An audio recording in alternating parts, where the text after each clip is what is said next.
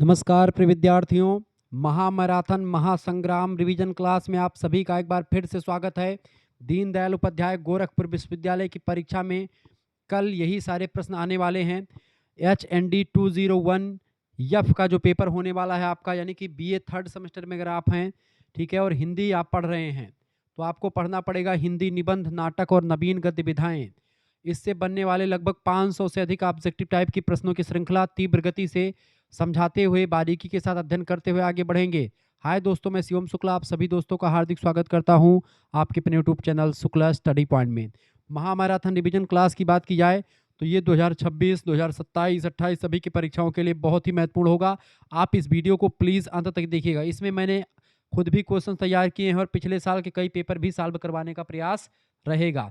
ठीक है, तो आप सभी लोग अंत तक वीडियो को जरूर देखिएगा। क्लियर? चलिए अब जानने का प्रयास करते हैं कि बिना समय गंवाए हुए, बिना इधर उधर की बात किए सीधे मुद्दे पर आते हैं और सीधे आपके प्रश्नों को समझाते हुए आगे बढ़ते हैं। देखिए बाबू, ये आपका हिंदी का ही पेपर है, दीनदयाल उपाध्याय गोरखपुर विश्वविद्यालय का ही पेपर है। इसको पहले मैं सॉल्व करूंगा, यानी कि दो पेपर पहले होते थे 201 202 करके, उन दोनों पेपर को भी सॉल्व करवा करके आपको दिखा दूंगा। साथ ही साथ में मैंने जो क्वेश्चंस तैयार किए हैं आपके लिए उसको भी बता दूंगा। पहला प्रश्न आपका आ चुका, अमृतलाल नागर द्वारा लिखित संस्मरण कौन सा है? अमृतलाल नागर, ये नवीन गद्य विधाओं से प्रश्न है। अमृतलाल नागर द्वारा लिखित संस्मरण का क्या नाम है? अमृतलाल नागर ने महादेवी वर्मा पर संस्मरण लिखा हुआ है। ठीक है, ये बात आप ध्यान रखेंगे। किस पर? अमृतलाल नागर ने महादेवी वर्मा पर क्या लिखा हुआ? संस्मरण लिखा हुआ है, ये बात आप ध्यान रखेंगे। निराला की जीवनी, निराला की साहित्य साधना, ये सब रामविलास शर्मा ने लिखा हुआ है। ठीक है, तो ये बात आप ध्यान रखेंगे।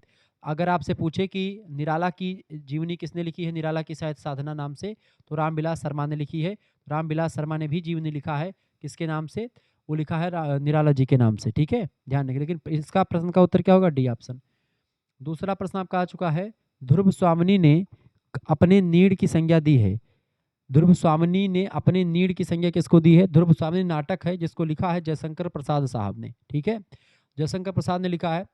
ध्रुव स्वामिनी नाटक ने में ध्रुव स्वामिनी ने अपने स्थिति को स्वर्ण पिंजर, यानी कि सोने का पिंजरा कहा है, जहाँ सुख सुविधा होते हुए भी स्वतंत्रता नहीं है। सारी सुख सुविधा उसके पास है लेकिन उसको स्वतंत्रता नहीं है, क्योंकि वो स्त्री जाति से है। ध्रुव स्वामिनी नाटक में स्त्री की जो एक प्रकार से मर्यादा है, स्त्री की अस्मिता, उसी पर जयशंकर प्रसाद ने लिखा है। चूंकि जयशंकर प्रसाद स्वयं कहते हैं कि नारी तुम केवल श्रद्धा हो, विश्वास रजत नग पग तल में, नीर स्रोत सी बहा करो जीवन के सुंदर समतल में। तो जयशंकर प्रसाद जो हैं उन नारियों के प्रति सम्मान और उनकी अस्मिता को बचाने के लिए काम करते हैं। उन्होंने ध्रुव स्वामिनी के माध्यम से सकल नारी समाज के बारे में, उनकी मर्यादा के बारे में बताने का प्रयास किया कि उनकी मर्यादा का हनन पुरुष को नहीं करना चाहिए। ध्रुव स्वामिनी का पति होता है रामगुप्त, जो कि बड़ा ही कायर होता है, बड़ा ही भीरू होता है। वह अपनी पत्नी तक को अपने देश को बचाने के लिए दांव पर लगा देता है। वो एक प्रकार से अपनी पत्नी को भेज देता है शिविर में जाने के लिए, कह देता कि हाँ सकराज के शिविर में चली जाओ। सकराज जो विदेशी आक्रमणकारी है उसके साथ शिविर में भेजने के लिए तैयार हो जाता है। वहीं इसका भाई रामगुप्त का है, जो कि सम्राट का वास्तविक हकदार जो रहता है, उसके अंदर भुजाओं में बल है, उसका नाम है चंद्रगुप्त। चंद्रगुप्त एक ऐसा प्रतापी शासक है जो कि मारता है सकराज को जाकर के। ध्रुव स्वामिनी पुरुष भेष धारण करके जाती है शिविर में और सब मिल करके और उसको मार देते हैं। ध्रुव स्वामिनी ने अपने नीड़ की संज्ञा किसको दी है? बंदी गृह से दी, सॉरी स्वर्ण पिंजर से दी। यानी कि सब सुख सुविधा तो है लेकिन जो है स्वतंत्रता नहीं है। ऑप्शन नंबर इसका डी करेक्ट आंसर होगा। तीसरा प्रश्न आप देखेंगे, शेखर अपनी कविता की प्रेरणा मानते हैं। शेखर शेखर अपनी कविता का प्रेरणा मानता है किसको? आज्ञे का एक उपन्यास है शेखर एक जीवनी, उसी उपन्यास के शेखर की बात हो रही है। कभी कभी लोग कहते हैं शेखर ही यज्ञ है, यानी कि जो शेखर की जीवनी है वो किसी और की नहीं बल्कि यज्ञ की ही जीवनी है। तो ये एक उपन्यास विधा की रचना है शेखर की एक जीवनी, जिसको लिखा है अज्ञे ने, शेखर एक जीवनी। ठीक है, तो उसमें शेखर अपनी कविता की प्रेरणा अपनी बहन छाया को मानता है। उसकी बहन का नाम है छाया और उसी को वो मानता है कि इसकी प्रेरणा, इसकी मोटिवेशन से वो लिखता है। चौथा नंबर प्रश्न है, प्रेम का नाम ना लो, वह एक पीड़ा थी जो छूट गई, उसकी कसक भी धीरे धीरे दूर हो जावेगी, यह कथन किसका है? प्रेम का नाम ना लो, वह एक पीड़ा थी जो छूट गई, उसकी कसक भी धीरे धीरे दूर हो जाएगी, यह कथन किसका है महोदय? यह कथन जयशंकर प्रसाद के नाटक ध्रुव स्वामिनी की पात्र है कोमा, उसी का ये एक प्रकार से कथन है जो रामगुप्त से मोहभंग होने के बाद में कहती है। क्योंकि रामगुप्त से प्रेम कौन करती है? कोमा करती है। लेकिन वो एक प्रकार से रामगुप्त इतना कायर है, भीरू है कि उसकी वजह से वो उसका जो है मोहभंग हो जाता है, तो वो कहती है। ठीक है, तो किस पात्र का है? कोमा नाम की एक पात्र द्रुपद नाटक की, उसी का है। Option number B correct answer होगा। अगला क्वेश्चन आपकी स्क्रीन पर आ चुका है। 5वां नंबर प्रश्न है, सीमा रेखा में कुल स्त्री पात्र कितनी है? सीमा रेखा एक एकांकी है, उसमें कुल स्त्री पात्रों की संख्या कितनी है? एकांकी सीमा रेखा में 4 स्त्री पात्र हैं, 4 नारी पात्र हैं। पहले का नाम है उषा, ठीक है, उषा।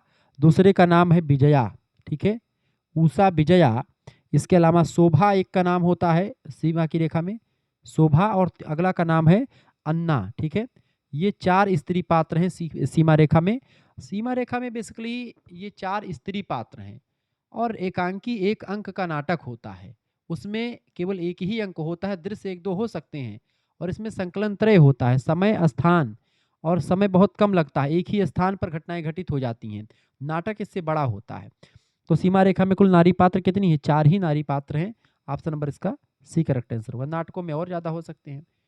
छठा प्रश्न आपका आ चुका, जानकी मंगल नामक नाट्य कृति के रचयिता, जानकी मंगल, जानकी मंगल नामक नाट्य कृति की रचना किसने लिखी? वैसे जानकी मंगल एक रचना है जो कि तुलसीदास की रचना है, जानकी मंगल, पार्वती मंगल, ये सब, लेकिन एक नाट्य रचना है जानकी मंगल।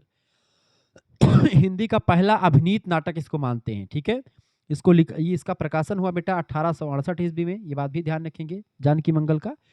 और इसको रचयिता है इसके शीतला प्रसाद तिवारी जी, शीतला प्रसाद त्रिपाठी, ऑप्शन ए में दिया, करेक्ट आंसर हो जाएगा। अगला क्वेश्चन 7वां नंबर प्रश्न है, अंग्रेजों के द्वारा प्रथम रंगशाला यानी कि प्ले हाउस नाम से स्थापित किया गया। अंग्रेजों के द्वारा भारत में प्रथम रंगशाला प्लेस हाउस नाम से, यानी कि अब कलकत्ता में जो है इसको किया गया है। तो प्लेस हाउस नाम से कलकत्ता में, कहाँ पर? कलकत्ता में, यानी कोलकाता। आपका डी ऑप्शन इसका राइट आंसर होगा। अगला क्वेश्चन आपका आ चुका है। 8वां नंबर प्रश्न है, भारतेंदु काल के प्रहसनों की रचना का मूल उद्देश्य इनमें से क्या था? प्रहसन माने नाटक का ही एक भाग होता है, तो प्रहसन का मूल उद्देश्य क्या था? इसका मूल उद्देश्य था क्या बेटा? इसका मूल उद्देश्य था कि व्यंग्य के द्वारा समाज, समाज गलत है, समाज की कुरीतियों का समापन करना, यानी जो समाज में जो कुरीतियां व्याप्त हैं उन कुरीतियों को दूर करने के लिए जो है लिखा गया। जैसे अंधेर नगरी, अंधेर नगरी समाज में तमाम कुरीतियों को दिखाती है, और अंधेर नगरी एक प्रहसन प्रकार का नाटक है। ठीक है, जैसे इसको किसने लिखा? भारतेंदु हरिश्चंद्र जी ने लिखा। अगला क्वेश्चन आपका आ चुका, इनमें से भारतेंदु का नाटक नहीं है। भारतेंदु का नाटक इनमें से कौन सा नहीं बेटा? भारतेंदु जी की नाटक इनमें से कौन सा नहीं? देखिए जो है आपका सती प्रताप इन्हीं का है, प्रेम जोगनी भी इन्हीं का है, वैदिक हिंसा हिंसा न भवती नाटक ये भी भारतेंदु हरिश्चंद्र जी का ही नाटक है। जबकि आपसे जो प्रश्न पूछा गया है ये है कारमा, कारमा नहीं है, कारमा एक क्या है बेटा? कारमा जो है इसकी बात की जाए तो ये कारमा किसका है? ये कारमा भुवनेश्वर कुमार के एक एकांकी का नाम है। तो कारमा किस विधा की रचना है? तो कारमा एक एकांकी है, और इसको लिखा किसने है? एकांकी विधा की रचना है कारमा, जिसको लिखा है भुवनेश्वर प्रसाद ने। ठीक है, ये बात आप ध्यान। बाकी सती प्रताप, प्रेम जोगनी और वैदिक हिंसा हिंसा न भवती ये सब नाटक हैं, और ये भारतेंदु हरिश्चंद्र जी के नाटक हैं। भारतेंदु युग कब से कब तक रहा? 1850 से लेकर के 1843 से लेकर के 1900 ईस्वी तक का समय काल भारतेंदु युग के नाम से जाना जाता है। अगला क्वेश्चन 10वां नंबर प्रश्न है, कलम का सिपाही विधा की रचना है। कलम का सिपाही एक जीवनी विधा की रचना है। किस विधा की बेटा? जीवनी विधा की रचना। किसकी जीवनी है? मुंशी प्रेमचंद जी की जीवनी है। किसकी जीवनी है? मुंशी प्रेमचंद, मुंशी प्रेमचंद जी की जीवनी है। किसकी जीवनी है? मुंशी प्रेमचंद की जी की जीवनी है। और लिखा किसको, किसने? कलम का सिपाही, कलम का सिपाही मुंशी प्रेमचंद जी को कहा जाता है, जो कि उनके पुत्र हैं। इनका नाम है अमृत राय। अमृत राय ने एक जीवनी लिखी है, मुंशी प्रेमचंद की जीवनी। ठीक है, कलम का सिपाही शीर्षक से। तो कलम का सिपाही ये मुंशी प्रेमचंद जी की पूरी जीवनी है, जिसको उनके पुत्र अमृत राय ने स्वयं लिखा है। अगला क्वेश्चन आपकी स्क्रीन पर आ चुका है। 11 नंबर, जूठन आत्मकथा है। जूठन जो है ये ओम प्रकाश वाल्मीकि की एक आत्मकथा है, जो कि दलित आत्मकथा है। ठीक है, दलित यानी कि ये दलित जीवन के अनुभवों को दर्शाती है, और इनके बचपन की पूरी कथा, आपको पूरी आत्मकथा है इनकी ओम प्रकाश वाल्मीकि की। अगला क्वेश्चन आपका आ चुका 12 नंबर प्रश्न है, जनतंत्र में सरकार और जनता के बीच कोई विभाजक रेखा नहीं होती, यह कथन किसका है? जनतंत्र में सरकार और जनता के बीच कोई विभाजक रेखा नहीं होती, यह कथन किसका है? यह कथन जो है मोहन राकेश की एक रचना है। मोहन राकेश की रचना है, एकांकी है सीमा रेखा। सीमा रेखा एकांकी में एक पात्र है बेटा, एक पात्र है, उसका क्या नाम है? एक पात्र है अन्नपूर्णा। उसी अन्नपूर्णा के द्वारा जो है ये बताया गया है। ठीक है, अन्नपूर्णा सीमा रेखा की पात्र है, उसी पात्र ने इस कथन को कहा है। सीमा रेखा एकांकी किसने कही लिखी है? तो मोहन राकेश की एकांकी है। 13 नंबर प्रश्न आपका आ चुका है, ऋणजल धनजल के लेखक कौन है? ऋणजल धनजल, ऋणजल माने होता है सूखा पड़ जाना, और धनजल माने होता है बाढ़ का आ जाना। धन माने ज्यादा, ऋण माने कमी होना। यानी कि ऋणजल धनजल एक ऐसी रचना जो बिहार के एरिया में जो बाढ़ आती है हर साल, उसी को लेकर के लिखी गई है। और आंचलिक कथाकार हैं, उनका नाम है फणीश्वरनाथ रेणु जी, जिन्होंने पंचलाइट, जिन्होंने तीसरी कसम उर्फ मार्ग गुलफाम जैसे तमाम प्रकार की रचनाएं लिखी हैं। इसके अलावा इन्होंने बहुत कुछ लिखा हुआ है। ठीक है, तो ऋणजल धनजल नाम की रचना जो है, इन्होंने, ये रिपोर्ताज विधा की रचना है, ये बात भी ध्यान रखेंगे। लिखा किसने है? फणीश्वरनाथ रेणु जी ने। हरिशंकर परसाई ये हिंदी साहित्य के सबसे बड़े व्यंग्यकार हैं। ठीक है, पंडित राहुल संकृत्यान की बात की तो यात्रा वृत्तांत इनका सबसे नंबर 1 पर रहता है। ठीक है, यात्रा साहित्य में राहुल संकृत्यान जो है बड़े अग्रणी व्यक्ति हैं। व्यंग्य के मामले में हरिशंकर परसाई। ठीक है, आंचल विशेष के मामले में फणीश्वरनाथ रेणु जी, और रामविलास शर्मा जी मार्क्सवादी आलोचक हैं, ये बात ध्यान रखेंगे। अगला क्वेश्चन आपका 14 नंबर प्रश्न है, शांति निकेतन में की विधा है। शांति निकेतन में, शांति निकेतन में एक शीर्षक है, उसकी विधा कौन सी, यानी किस विधा की रचना? शांति निकेतन। शांति निकेतन में संस्मरण या यात्रा साहित्य, दोनों में से कोई एक हो सकता, तो संस्मरण है नहीं, यात्रा साहित्य है। यात्रा साहित्य है ये। ठीक है, लेकिन यहाँ उपलब्ध विकल्पों में आप देखेंगे तो आपका क्या दिया हुआ है? इसका करेक्ट आंसर क्या हो जाएगा? यात्रा साहित्य। इसका करेक्ट आंसर क्या हो जाएगा? ए ऑप्शन इसका बिल्कुल राइट आंसर हो जाएगा। ठीक है,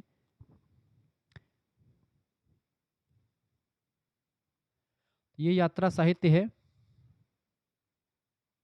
ठीक है, ए ऑप्शन करेक्ट आंसर हो जाएगा। ठीक है, नेक्स्ट क्वेश्चन आपके स्क्रीन पर आ चुका है, 15 नंबर, सदाचार की ताबीज के लेखक कौन है? सदाचार की ताबीज, इसको लिखा किसने है? प्रसिद्ध व्यंग्यकार हरिशंकर परसाई साहब ने लिखा है, उन्हीं की एक रचना है। ठीक है, सदाचार की ताबीज, हरिशंकर परसाई, ऑप्शन नंबर इसका बी करेक्ट आंसर होगा। अगला क्वेश्चन आपका आ चुका 16 नंबर प्रश्न आप देखेंगे, औरंगजेब की आखिरी रात की विधा है। औरंगजेब की आखिरी रात, इसकी विधा कौन सी? औरंगजेब की आखिरी रात, ये एक प्रकार से डॉक्टर रामकुमार वर्मा के द्वारा लिखित एक प्रसिद्ध एकांकी है, औरंगजेब की आखिरी रात। एकांकी विधा की रचना इसको किसने लिखा है? राम कुमार वर्मा साहब ने लिखा है, प्रसिद्ध एकांकीकार है राम कुमार वर्मा। 17 नंबर प्रश्न है, लक्ष्मी का स्वागत एकांकी का मुख्य पात्र। लक्ष्मी का स्वागत एकांकी जो है उसका मुख्य पात्र कौन है? तो लक्ष्मी का स्वागत एकांकी जो है, इसको लेखक लेखक कौन है? उपेंद्र नाथ अस्क। उपेंद्र नाथ अस्क की रचना है। उपेंद्र नाथ अस्क उनका उपनाम है, अस्क। ठीक है, इन्हीं की रचना है। और पन्ना, सॉरी, लक्ष्मी का स्वागत एकांकी, हाँ, लक्ष्मी का स्वागत एकांकी में रोशन जो है मुख्य पात्र में है। मुख्य पात्र सुरेंद्र है, सुरेंद्र, हाँ, मुख्य पात्र इसमें सुरेंद्र होता है, और उनका जो है, जिसका पुत्र बीमार है, उसकी मृत्यु हो जाती है। ऑप्शन नंबर इसका एक करेक्ट आंसर हो जाएगा। अगला क्वेश्चन आपका आ चुका 18 नंबर, कोणार्क रचना किसकी है? बताएं, कोणार्क, कोणार्क किसकी रचना है बेटा? कोणार्क जो है नाटक के रचयिता जगदीश चंद्र माथुर जी हैं। ऑप्शन नंबर इसका सी करेक्ट आंसर हो जाएगा। 19 नंबर प्रश्न है, अरे यायावर रहेगा याद, यात्रा वृत्तांत है। अरे यायावर रहेगा याद किसका यात्रा वृत्तांत है बेटा? अरे यायावर रहेगा याद, ये किसका यात्रा वृत्तांत है? ये यात्रा वृत्तांत है आपका अज्ञे जी का, सच्चिदानंद हीरानंद वात्स्यन अज्ञे का यात्रा वृत्तांत है। ऑप्शन नंबर, सॉरी, हाँ, अज्ञे जी का है। अज्ञे जी कहाँ पर है? ए ऑप्शन में है। ठीक है, 20 नंबर क्वेश्चन आपका आ चुका है, नहुस नाटक के रचयिता कौन है? नहुस नाटक के रचयिता कौन है बेटा? नहुस नाटक के रचयिता कौन है? 1859 में लिखा गया नहुस नाटक। ठीक है, 1859 में लिखा गया है नाटक, और इसके रचयिता है भारतेंदु हरिश्चंद्र जी के पिताजी, उनका नाम है गोपाल चंद्र गिरधर दास, ये हरिश्चंद्र जी के पिता हैं। ठीक है, ध्यान रखेंगे, हिंदी का प्रथम नाटक भी इसी को माना जाता है, नहुस को। ठीक है, अब आगे बढ़ते हैं, तो यहाँ पर 20 क्वेश्चन हो गए, अभी इसके 30 क्वेश्चन और मैं चर्चा करूंगा। इससे पहले मैं आगे जो मैंने क्वेश्चन तैयार किया वो भी मैं शुरू करवाता हूँ, ताकि आपको बीच बीच में इंटरेस्ट थोड़ा सा बदलता रहे, ताकि मजा आता रहे। चलें देखें, अगला क्वेश्चन आपका आ चुका है, देखें, राहुल संकृत्यान को किस उपनाम से जाना जाता है? तो महापंडित राहुल संकृत्यान को हम लोग महापंडित के नाम से जानते हैं, महापंडित इनको कहा जाता है, महापंडित राहुल संकृत्यान। डी ऑप्शन इसका करेक्ट आंसर हो जाएगा। दूसरा प्रश्न आप देखेंगे, ध्रुव स्वामिनी में प्रमुख स्त्री पात्रों की संख्या। ध्रुव स्वामिनी नाटक की अगर बात की तो प्रमुख स्त्री पात्र इसमें कितने हैं? ध्रुव स्वामिनी नाटक में प्रमुख स्त्री पात्र जो है 3 हैं। ऑप्शन नंबर इसका एक करेक्ट आंसर, कोमा हो गई, ध्रुव स्वामिनी है, मंदाकिनी है, ये सब। अगला क्वेश्चन से, ध्रुव स्वामिनी को काल सर्पणी स्त्री किसने कहा? ध्रुव स्वामिनी को काल सर्पणी स्त्री किसने कहा था? रामगुप्त ने कहा था, सी ऑप्शन, रामगुप्त उसका पति है, चंद्रगुप्त उसका देवर है, ये बात ध्यान रखेंगे। चौथा नंबर प्रश्न है, नाट्य शास्त्र के रचयिता कौन है? नाट्य शास्त्र के रचयिता कौन है?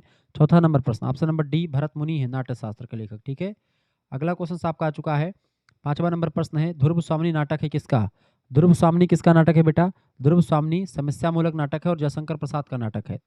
अगला क्वेश्चन से आपका छठा नंबर प्रश्न आपका आ चुका है। चंपू काव्य का अर्थ क्या है बताएं? चंपू काव्य का मतलब होता है गद्य पद्य मिश्रित रचना को चंपू काव्य कहा जाता है। ऑप्शन नंबर इसका सी करेक्ट आंसर हो जाएगा। अगला क्वेश्चन आपकी स्क्रीन पर आ चुका है। 7वां नंबर प्रश्न है, प्रसाद जी का पौराणिक नाटक कौन सा है? प्रसाद जी का पौराणिक नाटक इनमें से आपका होगा जन्मेजय का नागयज्ञ। जन्मेजय जो थे परीक्षित के पुत्र थे, ठीक है। और उनको पिता को जब तक्षक निकाल लिया, तक्षक एक सांप था जिसको श्राप मिला था समीक ऋषि का। तो जब उनको काट लिया था तक्षक परीक्षित को, फिर उसके बाद में क्या हुआ था, तो इनके पुत्र जो थे जन्मेजय, उनको क्रोध आया, उन्होंने सभी सांपों को हवन कुंड में जलाने के लिए एक यज्ञ किया था। उसी को बोलते हैं जन्मेजय का नाग यज्ञ, ठीक है। जन्मेजय ने सभी सांपों को अपने अग्नि में भस्म कर दिया था यज्ञ में, ब्राह्मणों के द्वारा आहुति दिलवा करके। अगला क्वेश्चन आपका आ चुका है। 8वां नंबर प्रश्न है, भक्ति का स्थान मानव हृदय है, यह कथन किसका है? भक्ति का स्थान मानव हृदय है, यह कथन कहा था किसने बेटा? इस कथन को कहा था किसने? आचार्य रामचंद्र शुक्ल जी ने। सी ऑप्शन करेक्ट आंसर होगा। 9वां नंबर प्रश्न है, जो सबको लगे सो अर्थ, एक को लगे बाकी को ना लगे तो अनर्थ, किस निबंध से है? तो ये निबंध का नाम है बेटा देवदारू निबंध का है। ऑप्शन नंबर इसका बी करेक्ट आंसर हो जाएगा। अगला क्वेश्चन आपकी स्क्रीन पर आ चुका है। क्षणदा किसके फुटकर निबंधों का संग्रह है? क्षणदा जो है किसके फुटकर निबंधों का संग्रह है? तो क्षणदा की बात की जाए तो क्षणदा जो है ये महादेवी वर्मा के निबंधों का संग्रह है। ऑप्शन नंबर इसका सी करेक्ट आंसर हो जाएगा। आगे बढ़ते हैं और भी चीज़ों को जानने का प्रयास करते हैं। फटाफट से वीडियो को लाइक कर दीजिएगा और चैनल पर अगर नए हैं तो चैनल को सब्सक्राइब भी कर दीजिएगा, जो कि इसी प्रकार से इन्फॉर्मेटिव वीडियो मैं लगातार आपके लिए लाता रहता हूँ। प्लीज़ वीडियो को शेयर कर दीजिएगा और लाइक भी कर दीजिएगा इसी प्रकार से इन्फॉर्मेटिव वीडियो देखने के लिए, ठीक है। सभी दोस्तों से निवेदन है कि वीडियो को जरूर शेयर करें, क्योंकि ऐसा ही लेक्चर आपकी परीक्षा के लिए बहुत ही महत्वपूर्ण है ये, और आता रहता है, ठीक है। चलिए अगला क्वेश्चन आपकी स्क्रीन पर आ चुका है, फटाफट से आप देखने का प्रयास करेंगे। प्रश्न आपका आ चुका है, नागरी प्रचारी सभा का संबंध किस संस्थान से है? नगरीय प्रचारी सभा का संबंध किस संस्थान से है? फटाफट से आप बताएंगे। 11 नंबर का करेक्ट आंसर क्या हो जाएगा? बिल्कुल सी ऑप्शन इसका काशी नगरीय प्रचारी सभा, ठीक है। काशी से इसका संबंध है, ठीक है।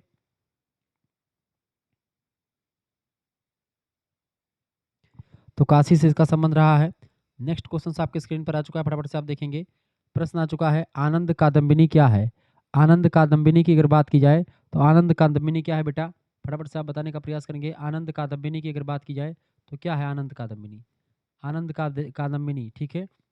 ये 12 नंबर क्वेश्चन आपका आ चुका है। आनंद कादम्बिनी एक पत्रिका है, ठीक है, एक पत्रिका है। ऑप्शन नंबर इसका डी करेक्ट आंसर हो जाएगा। इसको लिखा किसने है? बद्री नारायण चौधरी प्रेमघन ने लिखा है।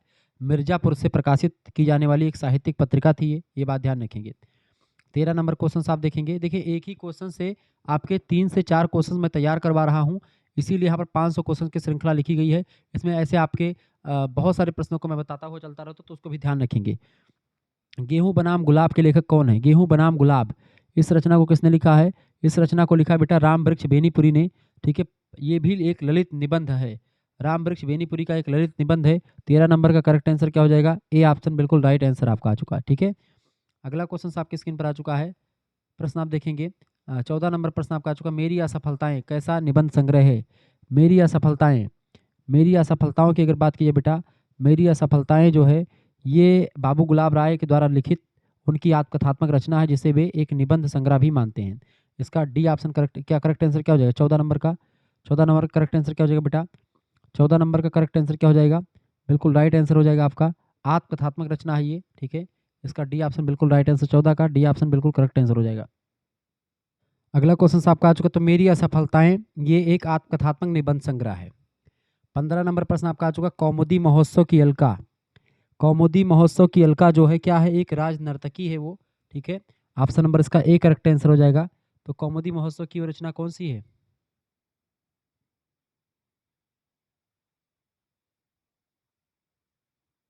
बताइए, फटाफट से आप बताने का प्रयास करेंगे। अगला क्वेश्चन आपके स्क्रीन पर आ चुका है। 16 नंबर प्रश्न आपका आ चुका है। प्रश्न है, आजकल के शिक्षित लोग भूत में विश्वास नहीं करते, वे भूत को मन का वहम मानते हैं, पर गांव में भूत लगते मैंने देखा है। ये पंक्तियां किसकी हैं? ये पंक्तियां हैं बेटा हजारी प्रसाद द्विवेदी जी की। ऑप्शन नंबर इसका ए करेक्ट आंसर हो जाएगा। जिन बच्चों ने ए लगा दिया है उनका बिल्कुल राइट आंसर है, ठीक है। आगे बढ़ते और भी चीज़ों को जानने का प्रयास करते हैं। अगला क्वेश्चन आपकी स्क्रीन पर आ चुका है। 17 नंबर प्रश्न आप देखेंगे। कुमार संभव नामक एकांकी में किस कवि का उल्लेख किया गया है? कुमार संभव नाम की जो एकांकी है उसमें किसके बारे में बताया गया है? कुमार संभव एकांकी बताएं। 17 नंबर करेक्ट आंसर क्या हो जाएगा? बिल्कुल कुमार संभव एकांकी जो है उसमें किसके बारे में बताया गया बेटा? कालिदास के बारे में बताया गया। कालिदास की रचना है ये कुमार संभव। 17 नंबर का करेक्ट आंसर क्या हो जाएगा? ए ऑप्शन, कालिदास के बारे में बताया। ठीक है, कालिदास के बारे में इसमें बताया गया है। और आपको बता दूं कि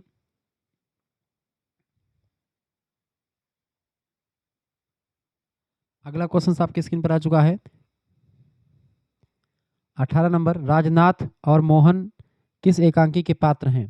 तो राजनाथ और मोहन किस एकांकी के पात्र हैं बेटा? राजनाथ और मोहन जो हैं ये नए मेहमान नाम की एकांकी है उसके पात्र हैं। 18 नंबर का इसका 18 नंबर का करेक्ट आंसर क्या हो जाएगा?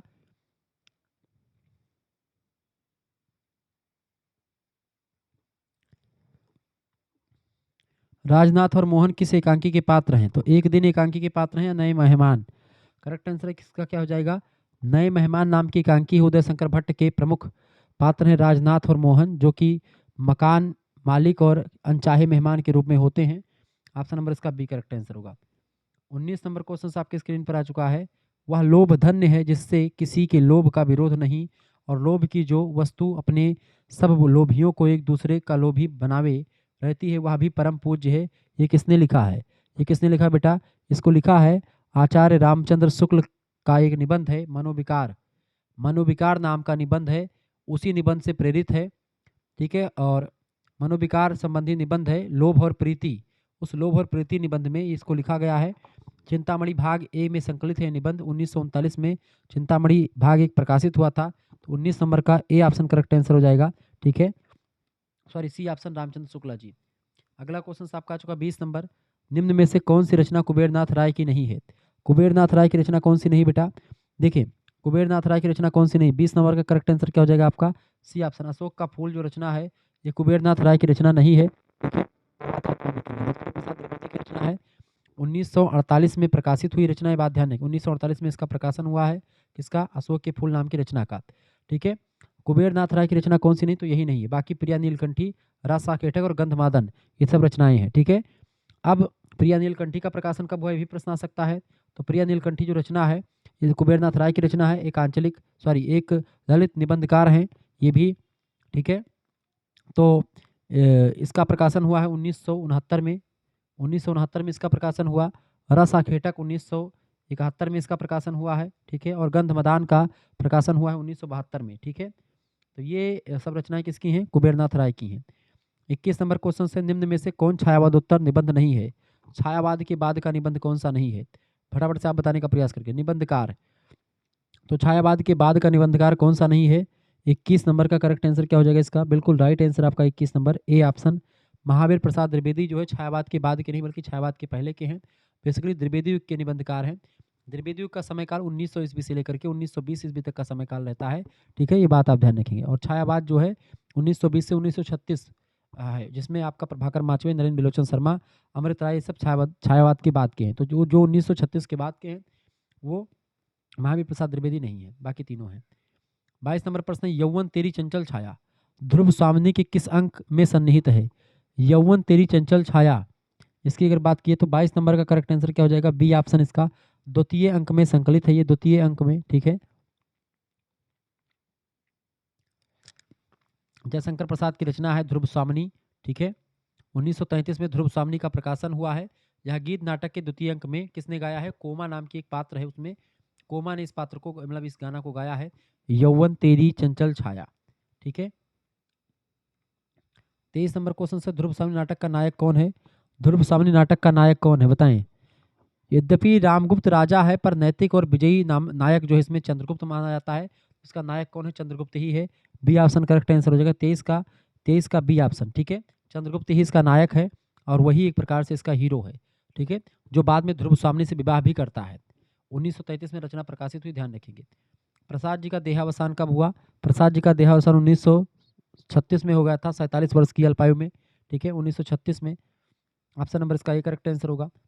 25 नंबर क्वेश्चन आपका आ चुका है, फटाफट से आप देखेंगे। राजनीति की मनुष्य के लिए सब कुछ, राजनीति ही मनुष्य के लिए सब कुछ नहीं है, यह कथन किसका है? राजनीति ही मनुष्य के लिए सब कुछ नहीं है, कथन किसका है? 25 नंबर का करेक्ट आंसर क्या हो जाएगा? फटाफट से आप बताने का प्रयास करेंगे। तो यह कथन जो है किसने कहा था? सकराज के गुरु और दार्शनिक पात्र मिहिर देव का है ये। ऑप्शन नंबर इसका करेक्ट आंसर हो जाएगा बी ऑप्शन। मिहिर देव जो था ये सकराज का गुरु था। 36 नंबर प्रश्न आपका आ चुका है, बातूनी किसका व्यंग निबंध है? बातूनी 26 नंबर बताएं, बातूनी किसका निबंध संग्रह है? सॉरी व्यंग निबंध है। तो ये किसका है भैया? ए ऑप्शन हरिशंकर परसाई का है। जब भी व्यंग वगैरह की बात आ जाए तो हरिशंकर परसाई का नाम आप लगा दीजिएगा, ठीक है। इसके अलावा आपका सदा सदा सदाचार का ताबीज और अन्य निबंध 1973 में रचना प्रकाशित हुई है। इसी में ये रचना बातूनी नाम का जो है निबंध शामिल है, व्यंग, ठीक है। सदाचार का ताबीज और अन्य निबंध, ये एक पुस्तक है इनकी, हरिशंकर परसाई की, इसी में इनके अधिकतर निबंध संकलित है। अगला क्वेश्चन आपका आ चुका है, 27 नंबर प्रश्न है, गिरे हुए मकान की नींव पर ही दूसरा मकान खड़ा होता है, यह किस एकांकी का कथन है? तो गिरे हुए मकान की नींव पर ही दूसरा मकान खड़ा होता है, यह किस एकांकी का कथन है बेटा? ये बताएं। 27 नंबर करेक्ट आंसर क्या हो जाएगा? बिल्कुल उपेंद्र नाथ अस्क की एकांकी है लक्ष्मी का स्वागत। उसी में पूंजीवाद और धन लोलुपता को दर्शाया गया है। 1947 में ये रचना प्रकाशित हुई है, लक्ष्मी का स्वागत, ठीक है। ये बात आप ध्यान रखेंगे। 27 का सी ऑप्शन बिल्कुल राइट आंसर आपका है। विशाख दत्त ने ध्रुव स्वामिनी का उल्लेख किस नाम से किया है? 28 नंबर बताएं, विशाख दत्त ने ध्रुव स्वामिनी का उल्लेख किस नाम से किया है? तो विशाख दत्त ने ध्रुव स्वामिनी का जो उल्लेख किया है वो किया है ध्रुव देवी के नाम से। ऑप्शन नंबर इसका सी करेक्ट आंसर हो जाएगा, ध्रुव देवी के नाम से किया है, ठीक है। क्लियर, ये बात आप ध्यान रखें, ध्रुव देवी के नाम से किया है। क्लियर। उपेंद्र नाथ अस्क की एकांकी है लक्ष्मी का स्वागत, ये बात ध्यान रखेंगे, ठीक है। ध्रुव स्वामिनी नाटक का आधार कौन है? विशाख दत्त के अप्राप्त नाटक देवी चंद्रगुप्तम में मिलता है, जहां ध्रुव स्वामिनी का उल्लेख ध्रुव देवी के नाम से किया गया है। तो रचना है विशाख दत्त की ध्रुव स्वामिनी नाटक, संस्कृत में लिखा गया है, उसका नाम है देवी चंद्रगुप्तम। उसी से प्रेरित होकर के जयशंकर प्रसाद जी ने रचना लिखी है ये, तो उसमें ध्रुव देवी कहा गया है। 29 नंबर प्रश्न, कवियों की उर्मिला विषयक उदासीनता रचना किसकी है? कवियों की उर्मिला विषयक उदासीनता जो रचना है, ये रचना जो है किसकी है बेटा? तो ये रचना किसकी है फटाफट से आप बताएंगे। 29 नंबर करेक्ट आंसर क्या हो जाएगा? महावीर प्रसाद द्विवेदी जी की रचना है ये, इसका बी ऑप्शन करेक्ट आंसर हो जाएगा, ठीक है। ये रचना जो है 1908 में प्रकाशित हुई है सरस्वती पात्रिका से, जिसके संपादक स्वयं महावीर प्रसाद द्विवेदी ही रहे हैं, जो कि कवियों को उपेक्षित पात्रों पर रचना करने के लिए प्रेरित किया कि जैसे उर्मिला पर लिखो, कैकेयी पर लिखो, और मैथिली शरगुप्त जी इन पर लिखते शुरू कर देते हैं। उर्मिला चूंकि लक्ष्मण की पत्नी है, उन पर कोई नहीं बोलता, सब कहते हैं कि भाई क्या नाम है, लक्ष्मण जी ने बड़ा त्याग किया, ठीक है, लेकिन उर्मिला का त्याग किसी को नहीं दिखता पूरे समाज में, उसी तरफ ध्यान आकर्षित करने का काम इन्होंने किया। आंगन का पंछी किसकी रचना है? आंगन का पंछी बताएं। आंगन का पंछी और बंजारा मन 1963 में प्रकाशित रचना है, विद्यानिवास मिश्रा की रचना है, जो कि एक ललित निबंध संग्रह है, आंगन का पंछी और बंजारा मन, ठीक है। किसका रचना? विद्यानिवास मिश्रा जी। ऑप्शन नंबर इसका बी करेक्ट आंसर होगा। 31 नंबर प्रश्न, कुबेरनाथ राय की रचना है, कुबेरनाथ राय की रचना कौन सी इनमें से बताएं? 31 नंबर, कुबेरनाथ राय की रचना कौन सी बेटा? कुबेरनाथ राय की रचना कौन सी है? 91 का करेक्ट, 31 का करेक्ट आंसर क्या हो जाएगा? बिल्कुल राइट आंसर आपका डी ऑप्शन, मनियारा सांप। मनियारा सांप कुबेरनाथ राय का ललित निबंध संग्रह है, 1991 में इसका प्रकाशन हुआ है। 32 नंबर प्रश्न आपका आ चुका, आर्य समाज की स्थापना किसने की है? आर्य समाज की स्थापना की थी बेटा किसने? दयानंद सरस्वती जी ने, ठीक है। दयानंद सरस्वती आर्य समाज के संस्थापक हैं, ये बात ध्यान रखेंगे। 1875 मुंबई में इसकी स्थापना करी गई थी, ठीक है, वैदिक धर्म के पुनरुत्थान के लिए, और वेदों की ओर लौटो नारा भी दिया गया था। 33 नंबर प्रश्न आपका आ चुका है, 1903 में सरस्वती पात्रिका के संपादक कौन बने? 1903 में 1903 से 1920 तक बने रहे कौन? महावीर प्रसाद द्विवेदी जी, जिनके नाम से सरस्वती पात्रिका जो है बहुत आगे तक बढ़ी। काफ़ी रचनाएं प्रकाशित हुई इससे, सरस्वती पात्रिका से, और हिंदी साहित्य का मानक जो ही पात्रिका रही है। इस पात्रिका से प्रकाशन का मतलब होता था कि भाई हिंदी की एक प्रसिद्ध रचना मानी जाती थी। कुटज किस प्रकार का निबंध संग्रह है? कुटज, कुटज की बात की है बेटा, तो कुटज जो है एक पौधा होता है जिस पर आधारित एक यह निबंध है, और हजारी प्रसाद द्विवेदी कुटज, अशोक के फूल, देवदारू, ऐसे तमाम निबंध लिखते हैं, और इसीलिए इनको ललित निबंध कहा जाता है, ललित निबंधकार कहा जाता है। विद्यानिवास मिश्रा जी की बात करें, कुबेरनाथ राय जी की बात करें, या हजारी प्रसाद द्विवेदी जी की बात करें, तो ये तीनों निबंधकार जो हैं, ये तीनों निबंधकार ललित निबंधकार हैं हिंदी में, ठीक है। कुटज नाम के एक पौधे पर लिख डालते हैं ये, तो ये एक ललित निबंध है ये, ऑप्शन नंबर इसका बी करेक्ट आंसर हो जाएगा। 1964 में इसका प्रकाशन हुआ है, ये बात भी ध्यान रखेंगे कुटज निबंध का, ठीक है। अब थोड़ा सा तो ये हो गए 34 तक क्वेश्चन। अब इसके बाद में हम थोड़ा सा जो उस पेपर में मैं चर्चा कर रहा था उस पर चर्चा करता हूँ। यहाँ तक आपका हो गया था भैया, ठीक है, यहाँ तक आपका हो गया था। नहुस के नाटक के रचयिता गोपाल चंद्र गिरधर दास हैं, जो कि किसके पिता हैं, हरिचंद जी के पिता हैं। अब अगला प्रश्न आपका आ चुका है 21 नंबर, ठीक है, 21 नंबर आपका आ चुका है, फटाफट से आप बताने का प्रयास करेंगे। इसमें से नाटक भारतेंदु जी का नहीं है। सत्य हरिश्चंद्र, भारत दुर्दशा, सती प्रताप या रक्षाबंधन, कौन सा नाटक जो है इनका नहीं है? फटाफट से आप बताने का प्रयास करेंगे। इसका रचना, इसका करेक्ट आंसर क्या हो जाएगा? सभी लोग बताने का प्रयास करेंगे, बताइएगा।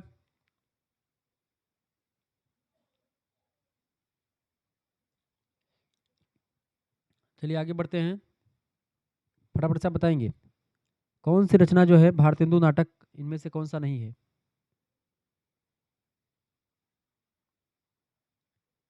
सभी लोग बताइएगा। बिल्कुल राइट आंसर आपका आ रहा है, बहुत बढ़िया बेटा, बहुत बढ़िया, बहुत अच्छे तरीके से आप सभी लोग दे रहे हैं आंसर। इसका करेक्ट आंसर क्या हो जाएगा 21 नंबर का? कौन बताएगा? बिल्कुल राइट आंसर आपका 21 नंबर का करेक्ट आंसर, बिल्कुल राइट आंसर, बहुत बढ़िया। चलिए, भारतेंदु जी का नाटक कौन सा नहीं है? तो रक्षाबंधन इनका नाटक नहीं है, ठीक है। रक्षाबंधन जो है हरिकृष्ण प्रेमी का नाटक है। बाकी सत्य हरिश्चंद्र, भारत दुर्दशा और सती प्रताप ये भारतेंदु जी के नाटक हैं। अगला क्वेश्चन से 22 नंबर, अर्ध कथानक के रचनाकार कौन है? अर्ध कथानक जो है हिंदी की पहली आत्मकथा मानी जाती है।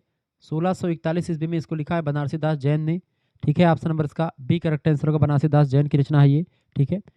आगे देखेंगे अगला क्वेश्चन से 23 नंबर, निराला की साहित्य साधना की जीवनी के लेखक कौन है? निराला की साहित्य साधना, निराला की साहित्य साधना जो है ये 3 खंडों में प्रकाशित है, प्रसिद्ध आलोचक रामविलास शर्मा के द्वारा लिखित है, और इसके ऊपर इनको साहित्य अकादमी पुरस्कार भी मिल चुका है। निराला की साहित्य साधना पर रामविलास शर्मा जी को साहित्य अकादमी का पुरस्कार भी मिला हुआ है। 24 नंबर क्वेश्चन आप देखेंगे, इनमें से भारतेंदु युगीन नाटक कौन सा है? इनमें से भारतेंदु युगीन नाटक है भारत दुर्दशा, भारतेंदु युगीन नाटक बिल्कुल है, ठीक है बात है। संयोगिता स्वयंवर, संयोगिता स्वयंवर की अगर बात की जाए बेटा, तो भारत दुर्दशा संयोगिता स्वयंवर श्रीनिवास दास की रचना है, ये भी है, ठीक है। हठी हमीर की बात की जाए तो हठी हमीर किसकी रचना है? हठी हमीर जो है ये प्रताप नारायण मिश्रा जी की रचना है। तो यानी कि ये तीनों रचनाएं भारतेंदु युग की ही नाटक रचना है। ऑप्शन नंबर इसका डी करेक्ट आंसर हो जाएगा। उपरोक्त तो सभी करेक्ट आंसर हो जाएंगे, ठीक है। क्लियर? आगे बढ़ते और भी चीज़ों को जानने का प्रयास करते हैं। तो संयोगिता स्वयंवर किसकी रचना है? श्रीनिवास दास की रचना है। भारत दुर्दशा भारतेंदु जी की रचना है, और हठी अमीर प्रताप नारायण मिश्रा जी की रचना है। यहाँ से 3-4 प्रश्न और आपके तैयार हो गए। 25 नंबर क्वेश्चन आप देखेंगे, प्रश्न है प्रसाद युग के नाटककार नहीं है। प्रसाद युग के नाटककार कौन नहीं? 25 नंबर, प्रसाद युग के नाटककार कौन नहीं है? बालकृष्ण भट्ट जी प्रसाद युग के नाटककार नहीं है, ठीक है। जयशंकर प्रसाद प्रसाद युग के नाटककार हैं। लक्ष्मीनारायण मिश्रा जी भी हैं, हरिकृष्ण प्रेमी जी भी हैं। बालकृष्ण भट्ट जो हैं इसके नाटककार ने, बालकृष्ण भट्ट भारतेंदु युगीन लेखक हैं। जयशंकर प्रसाद, लक्ष्मीनारायण मिश्रा और हरिकृष्ण प्रेमी प्रसाद युग के नाटक हैं, छायादत्ता नाटक माने जाते हैं। तो बालकृष्ण भट्ट इसका करेक्ट आंसर लग जाएगा। 26 नंबर क्वेश्चन आप देखेंगे, लक्ष्मी नारायण लाल की एकांकी है। लक्ष्मी नारायण लाल की एकांकी कौन सी है? मिस्टर अभिमन्यु, बिल्कुल राइट आंसर है। मिस्टर अभिमन्यु उनकी रचना है, ठीक है। बाकी सीमा रेखा एकांकी किसकी है? मोहन राकेश की है। सीमा रेखा के लेखक कौन है? मोहन राकेश। कारवां किसकी रचना है? कारवां, कारवां की बात की तो भुवनेश्वर कुमार की रचना है, भुवनेश्वर प्रसाद, भुवनेश्वर प्रसाद की रचना है ये। और भोर का तारा किसकी है? जगदीश चंद्र माथुर की रचना है। भोर का तारा जगदीश चंद्र माथुर की रचना है, जगदीश चंद्र माथुर, ठीक है, ध्यान रखेंगे इस बात को। फिर से समझिए, सीमा रेखा एकांकी किसकी है? सीमा रेखा, सीमा रेखा एकांकी किसकी है बेटा? मोहन राकेश की। मिस्टर अभिमन्यु लक्ष्मी नारायण लाल, कारवां, कारवां एकांकी भुवनेश्वर प्रसाद, और भोर का तारा जगदीश चंद्र माथुर। इसका करेक्ट आंसर क्या होगा? मिस्टर अभिमन्यु। लक्ष्मी नारायण लाल पूछा गया एकांकी, मिस्टर अभिमन्यु, बी ऑप्शन। 27 नंबर प्रश्न है, महादेवी वर्मा की रचना कौन सी? महादेवी वर्मा की रचना कौन सी है? महादेवी जी की रचना की बात की जाए तो देखिए, अतीत के चलचित्र इन्हीं की रचना है, पथ के साथी, मेरा परिवार, तीनों रचनाएं इन्हीं की हैं। Option number D correct answer हो जाएगा। अगला क्वेश्चन आपका 28 नंबर प्रश्न है, 30 बरस का साथी रामविलास शर्मा की विधा है। 30 बरस का साथी रामविलास शर्मा की ये जीवनी विधा की रचना है, और उनके मित्र सत्यप्रकाश मिश्रा ने इस बात को लिखा है। रामविलास शर्मा जी के ऊपर 30 बरस का साथी रामविलास शर्मा, उनके ऊपर एक जीवनी लिखी है सत्यप्रकाश मिश्रा जी ने। ठीक है, ऑप्शन नंबर इसका जीवनी विधा की रचना, ऑप्शन नंबर इसका एक करेक्ट आंसर होगा। 29 नंबर प्रश्न है, राहुल संकृत्यान का मात्रा वृतांत, सॉरी यात्रा वृतांत है। राहुल संकृत्यान का यात्रा वृतांत कौन सा इनमें से? देखिए, राहुल संकृत्यान का यात्रा वृतांत जैसे मेरी तिब्बत यात्रा, मेरी लद्दाख यात्रा, घुमक्कड़ शास्त्री, तीनों रचना इन्हीं की है। ऑप्शन नंबर इसका डी राइट आंसर होगा। 30 नंबर प्रश्न आप देखेंगे, हरिशंकर प्रसाई की रचना कौन सी है? भूत के पांव पीछे, बिल्कुल हरिशंकर प्रसाई। देखिए, भूत के पांव पीछे, वैष्णव की फिसलन और विकलांग श्रद्धा का दौर, ये सारी रचनाएं हरिशंकर प्रसाई की हैं। हिंदी के बड़े व्यंग्यकार हैं ये। डी ऑप्शन करेक्ट आंसर हो जाएगा। ठीक है, ये व्यंग्य संग्रहों में उपरोक्त सभी शामिल है, व्यंग्य संग्रह हैं इनके, किसके? हरिशंकर प्रसाई के। अगला प्रश्न आपके स्क्रीन पर आ चुका है, 31 नंबर क्वेश्चन आप देखेंगे। प्रश्न आपका आ चुका, सीमा रेखा एकांकी को कथा वस्तु का संकलन, कथा वस्तु का संगठन स्वार्थ और संघर्ष के ताने बाने से लिया गया है। दो भाइयों या दो सखियों की, हाँ दो सखियों के बीच की है ये, दो सखियों के बीच, यानी सी ए ऑप्शन, दो भाइयों, दो सखियों यहाँ पर लिखा है, ए ऑप्शन में दो सखियों लिखा हुआ है। तो दो सखियों उषा और विजया के स्वार्थ और संघर्ष के ताने बाने पर पूरी आधारित है एकांकी। 32 नंबर क्वेश्चन आपका आ चुका है, श्याम एक वैवाहिक विडंबना। प्रश्न क्या आपका दिया हुआ है? सॉरी श्याम एक वैवाहिक की एक, श्याम एक वैवाहिक विडंबना का पुरुष पात्र है। यह एकांकी जो है स्वयंनाथपुरी के आसपास घूमती है, जहां वह अपनी पत्नी के वैवाहिक जीवन के बारे में बात करता है। इसका बी ऑप्शन करेक्ट आंसर हो, जगन्नाथ श्यामनाथपुरी, स्वयंनाथपुरी। ठीक है, ऑप्शन नंबर इसका बी करेक्ट आंसर होगा। अगला क्वेश्चन आपका आ चुका है, तुम्हारी परियों,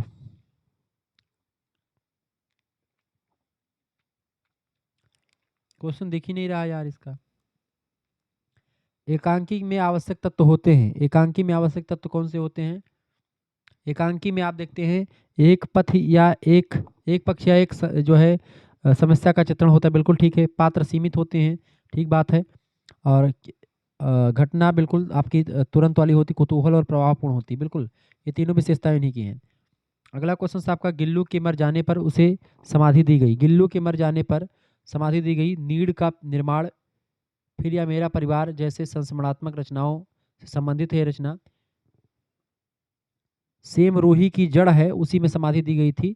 ठीक है, क्योंकि सेम रोही की उस पे पेड़ों पर जाकर के खेला कूदा करती थी, गिल्लू नाम का एक गिलहरी का बच्चा था, जिसको महादेवी वर्मा ने पाला रहा था। महादेवी वर्मा का एक रचना भी है गिल्लू, ठीक है, रेखा चित्र है। तो वही गिल्लू जो है, जब महादेवी जी बाहर जाती थी तो वो पेड़ों पर जाकर खेलता था, उसी पेड़ पर, नीड़ का पेड़ था, और उसी के जड़ के आसपास समाधि दी गई थी इसको। ठीक है,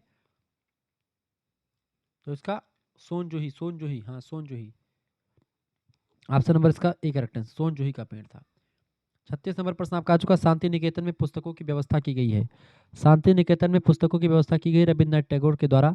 ठीक है, रविन्द्रनाथ टैगोर के द्वारा स्थापित शांति निकेतन में चीनी भाषा, धर्म और संस्कृति के अध्ययन हेतु चीना भवन में, चीना भवन इसका करेक्ट आंसर, चीना भवन में जो है रखी गई है। इसका ए ऑप्शन करेक्ट आंसर होगा।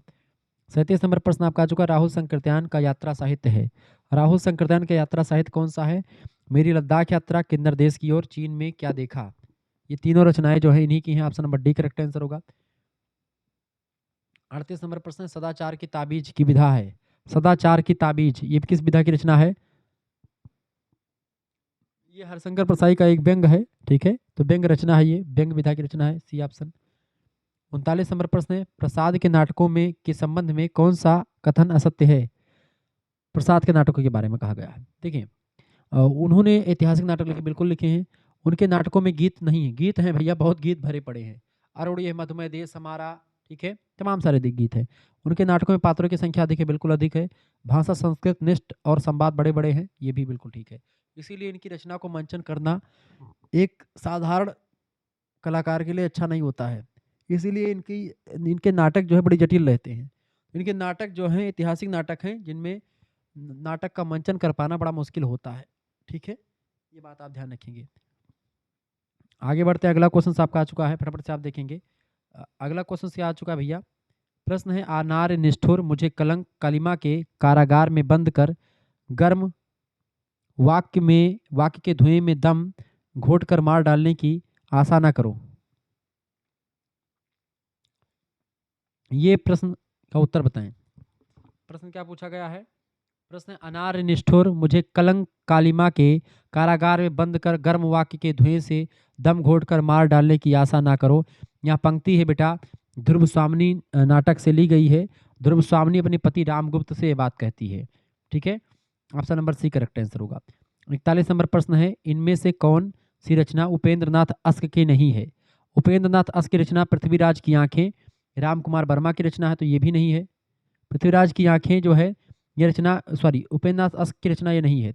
ये किसकी रचना? पृथ्वीराज की आंखें, राम कुमार वर्मा के एकांकी संग्रह है ये। बाकी लक्ष्मी का स्वागत उपेंद्र नाथ अस्क की रचना है। सूखी डाली, पर्दा उठाओ पर्दा गिराओ, ये तीनों रचनाएं किसकी हैं? उपेंद्र नाथ अस्क की रचना है, जबकि पृथ्वीराज की आंखें राम कुमार वर्मा की रचना है। 42 नंबर प्रश्न है, बिसनी किस एकांकी का पात्र है? बताएं, बिसनी किस एकांकी का पात्र है बेटा? तो बिसनी जो है, बिसनी मोहन राकेश के द्वारा लिखित प्रसिद्ध एकांकी सिपाही का माँ की मुख्य पात्र है। सिपाही की माँ का, सी ऑप्शन करेक्ट आंसर हो जाएगा। सिपाही की माँ की। अगला क्वेश्चन आपका आ चुका 43 नंबर, सीमा रेखा एकांकी में भीड़ में कुचल कर कौन मारा गया? करेक्ट आंसर क्या हो जाएगा 43 नंबर का? तो सीमा रेखा एकांकी में भीड़ में कुचल करके मारा गया था कौन? शरदचंद्र। ऑप्शन नंबर इसका ये करेक्ट आंसर हो जाएगा। ठीक है, मोहन राकेश की जीवनी है ये। अगला क्वेश्चन आपका आ चुका है 44 नंबर, मिस्टर अभिमन्यु एकांकी का पात्र नहीं है। मिस्टर अभिमन्यु एकांकी का पात्र देखिए, शेखर मोहन राकेश की रचना। शेखर 44 नंबर का मिस्टर अभिमन्यु एकांकी का पात्र नहीं है। इनमें से शेखर जो है इसका पात्र नहीं, क्योंकि शेखर जो है ये एक प्रकार से शेखर एक जीवनी का पार्ट है जो कि यज्ञ की रचना है। ठीक है, बाकी गयादत्त, राजन और बिमल ये सब है। गयाव्रत नाम है उसका, गयाव्रत राजन बिमल, गयादत्त यहाँ पर लिखा हुआ गलत है। मोहन राकेश की कौन सी एकांकी आपके पाठ्यक्रम में संकलित है? मोहन राकेश की एकांकी आपके पाठ्यक्रम में जो संकलित है वो है आपकी सिपाही की माँ। ठीक है, सिपाही की माँ। ठीक है,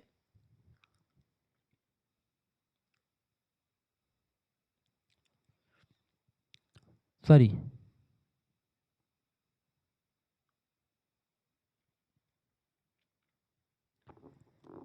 इनमें से अब जो भी आपके पाठ्यक्रम में संकलित है विशेष करके उसको देख लीजिएगा आप। ठीक है, ये तो आपके वजह से पूछा गया है।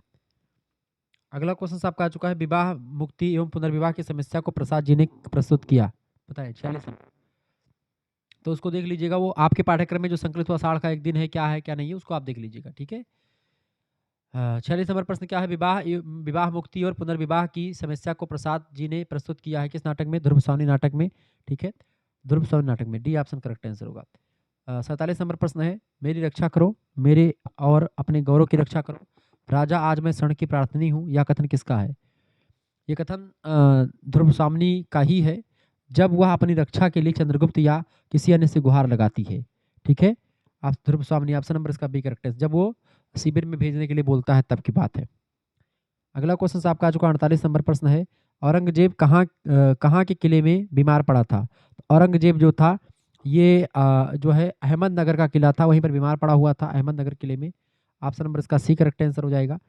अगला क्वेश्चन आपका आ चुका 49 नंबर, तुम्हारी परियों और तारों की दुनिया में मैं मनुष्यों की दुनिया लेकर के आ गया हूँ, ये कथन किसका है? ये कथन है बेटा मोहन राकेश के एकांकी सीमा रेखा में शेखर का कथन है। ऑप्शन नंबर इसका ए करेक्ट आंसर हो जाएगा।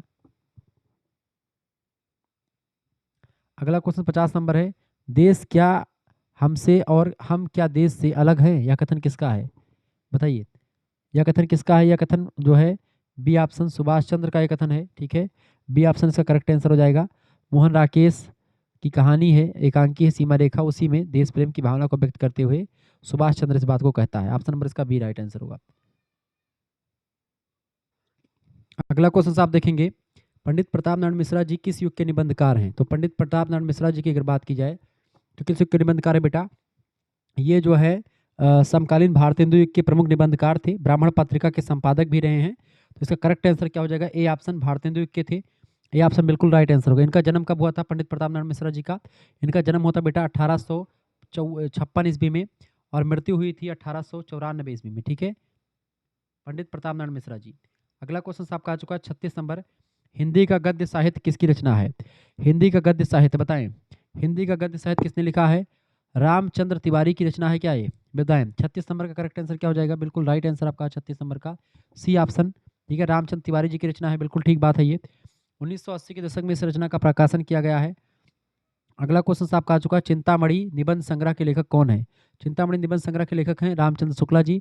इसका प्रकाश चिंतामणि जो है भाग चार भागों में प्रकाशित है। पहला भाग जो है 1939 में प्रकाशित हुआ था। ठीक है, और उससे पहले इसको विचार बीथी नाम से प्रकाशित किया था शुक्ला जी ने। ठीक है, इसका नाम था विचार बीथी, लेकिन बाद में 1939 में चिंतामणि नाम से प्रकाशित करवाया। फिर दूसरा भाग इसका आया 1945 में, उसका प्रकाशन हुआ। फिर तीसरा भाग आया इसका, तीसरा भाग का प्रकाशित हो बेटा, तीसरा भाग प्रकाशित हुआ 1983 में। ठीक है, और इसका चिंतामणि का चौथा भाग आया है, तीसरा भाग 1983 में, चौथा भाग कब आया? चौथा भाग आया है 2002 में, इसका प्रकाशन में आया है। ठीक है, ये बात ध्यान रखेंगे। तो ये आचार्य रामचंद्र शुक्ल के निबंधों के संग्रह हैं, इनमें तमाम सारे निबंध आचार्य शुक्ला जी के लिखे हुए शामिल हैं। 38 नंबर प्रश्न, यक्ष किसका निबंध का पात्र है? यक्ष बताएं। यक्ष जो है ये मेघदूत, मेघदूत रचना मतलब मेघदूत का जो है इसमें है। ठीक है, प्रश्न आपका क्या दिया हुआ है? मेघदूत जो निबंध है उसी का पात्र है। 38 का ए ऑप्शन करेक्ट आंसर हो जाएगा। 38 का ए ऑप्शन बिल्कुल राइट आंसर आपका 38 का ए, बहुत बढ़िया। ठीक है, मेघदूत की रचना का पाठ है मेघदूत, कुबेरनाथ राय की रचना है मेघदूत, एक पुरातन कवि। 1971 में प्रकाशन हुआ, रस आखेटक में संकलित है ये। ठीक है, आगे देखते हैं अगला क्वेश्चन। अशोक के फूल किस विधा की रचना है? अशोक के फूल एक निबंध विधा की रचना है, जिसको हजारी प्रसाद द्विवेदी जी ने लिखा है। 1948 में इसका प्रकाशन हुआ है, ये बात भी ध्यान रखेंगे। अगला क्वेश्चन है 40 नंबर, जयशंकर प्रसाद किस प्रकार के नाटककार हैं? तो ये एक ऐतिहासिक नाटककार हैं, ऑप्शन नंबर डी लगा दीजिएगा। ऐतिहासिक नाटककार हैं जयशंकर प्रसाद। ठीक है, ये बात आप ध्यान रखेंगे। कैसे हैं? ऐतिहासिक नाटककार हैं, जैसे चंद्रगुप्त और इसके अलावा स्कंदगुप्त, ध्रुवस्वामिनी जैसे नाटक लिखे। ये सब गुप्त सम्राट मतलब कि गुप्त काल जो इतिहास में रहा उसी के समय काल के पात्रों पर लिखा हुआ। अगला प्रश्न, बेकन विचार रत्नावली के लेखक कौन है? बेकन विचार रत्नावली, बेकन विचार रत्नावली की पुस्तक किसने लिखी है? 41 नंबर करेक्ट आंसर क्या हो जाएगा? बिल्कुल महावीर प्रसाद द्विवेदी की रचना है बेकन विचार ग्रंथ रत्नावली। ठीक है, फ्रांसिस बेकन निबंधों का जो है महावीर प्रसाद द्विवेदी के द्वारा अनुवाद किया गया है। ठीक है, तो इसी को 1906 में इसका प्रकाशन हुआ है। अगला क्वेश्चन आपका आ चुका 42 नंबर, मैं गुप्त कुलवधु को आदर सहित ले जाने के लिए गया था, किसका कथन है ये कथन किसका है बेटा? ये कथन किसका है? ये कथन चंद्रगुप्त का है। ठीक है, ध्रुवसानी नाटक में चंद्रगुप्त कहता है। ध्रुवसानी नाटक का प्रकाशन 1933 में हुआ था। इसमें चंद्रगुप्त जो है कहता है कि मैं क्या कहाँ गया था, मैं जब ध्रुवसानी को सकराज के पास जाने से रोकता है उसी समय की बात है ये। ठीक है, अगला क्वेश्चन 43 नंबर, निम्न में से प्रसाद जी का नाटक नहीं है। प्रसाद जी का नाटक देखिए, आषाढ़ का एक दिन इन्हीं का नाटक नहीं, मोहन राकेश का नाटक है। बाकी विशाख, ध्रुवसामनी और कामना नाटक जयशंकर प्रसाद के हैं। आषाढ़ का एक दिन मोहन राकेश का नाटक है, 1958 में प्रकाशित हुआ है, ये बात ध्यान रखेंगे। आषाढ़ का एक दिन मोहन राकेश का नाटक है, ध्यान रखेंगे। बाकी आपका अगला नाटक है जैसे विशाख हो गया, विशाख है।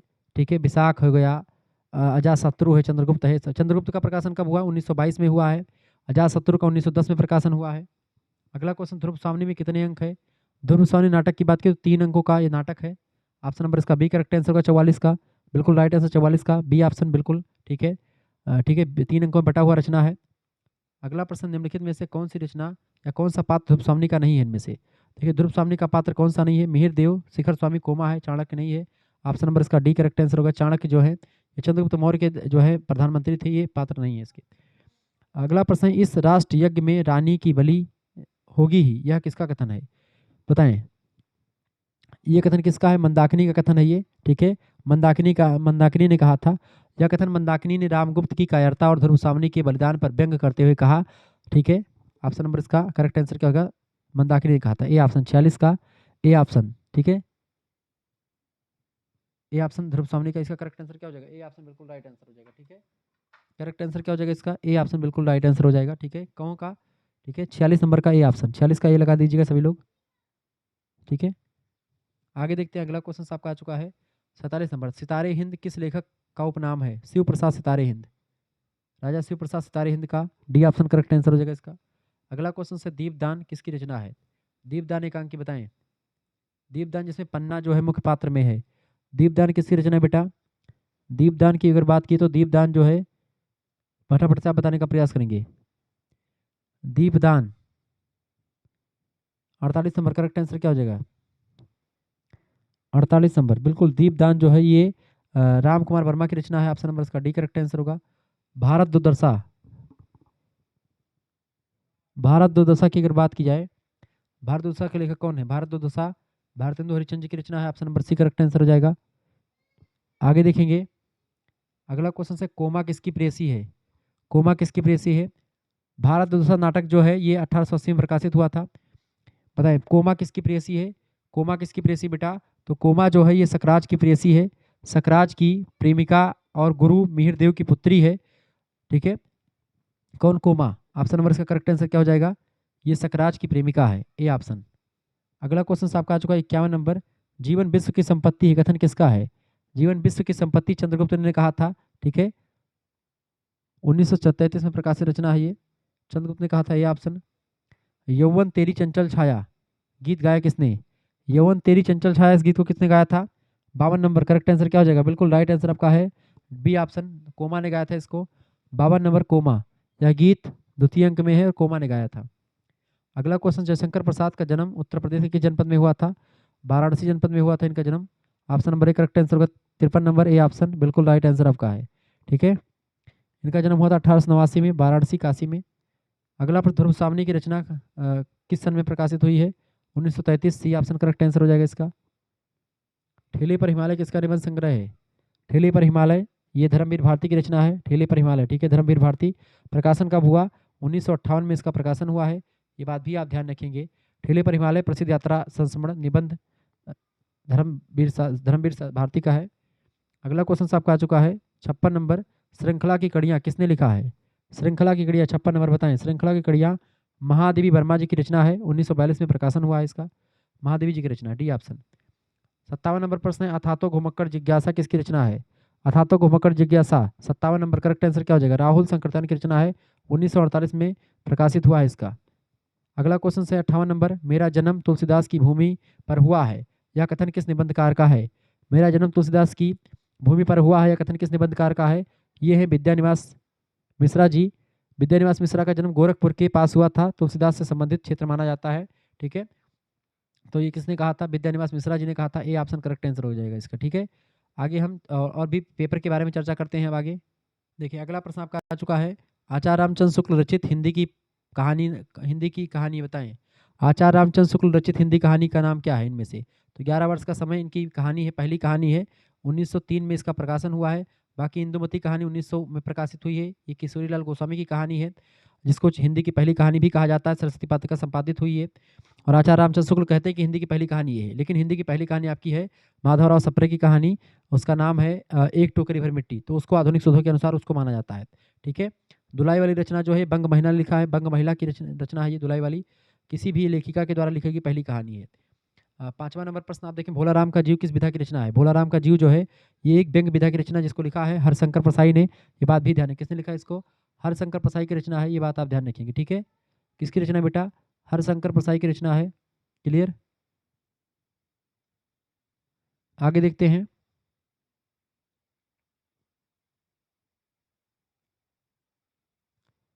फटाफट से आप बताने का प्रयास करेंगे इसका राइट आंसर क्या हो जाएगा।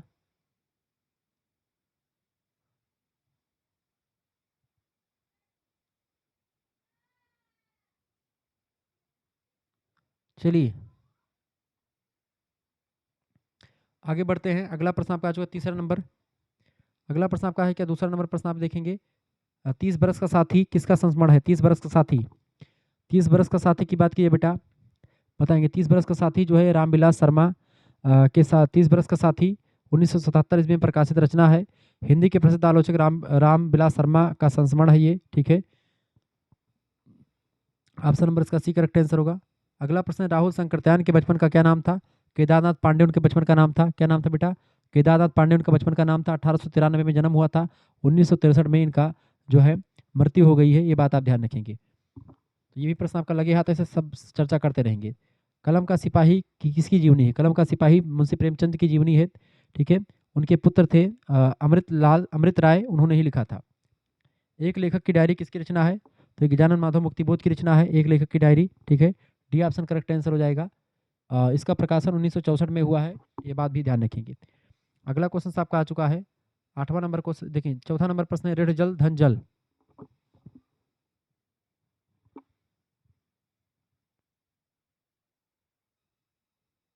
चलिए आगे देखते हैं। तो एक लेखक की डायरी किसकी रचना है? गजानन माधव मुक्तिबोध की रचना है। ऋण जल धन जल की अगर बात की जाए तो ये इसका भावार्थ क्या है? ऋण जल धन जल का सीधा सीधा मतलब आपका है यहाँ पर क्या?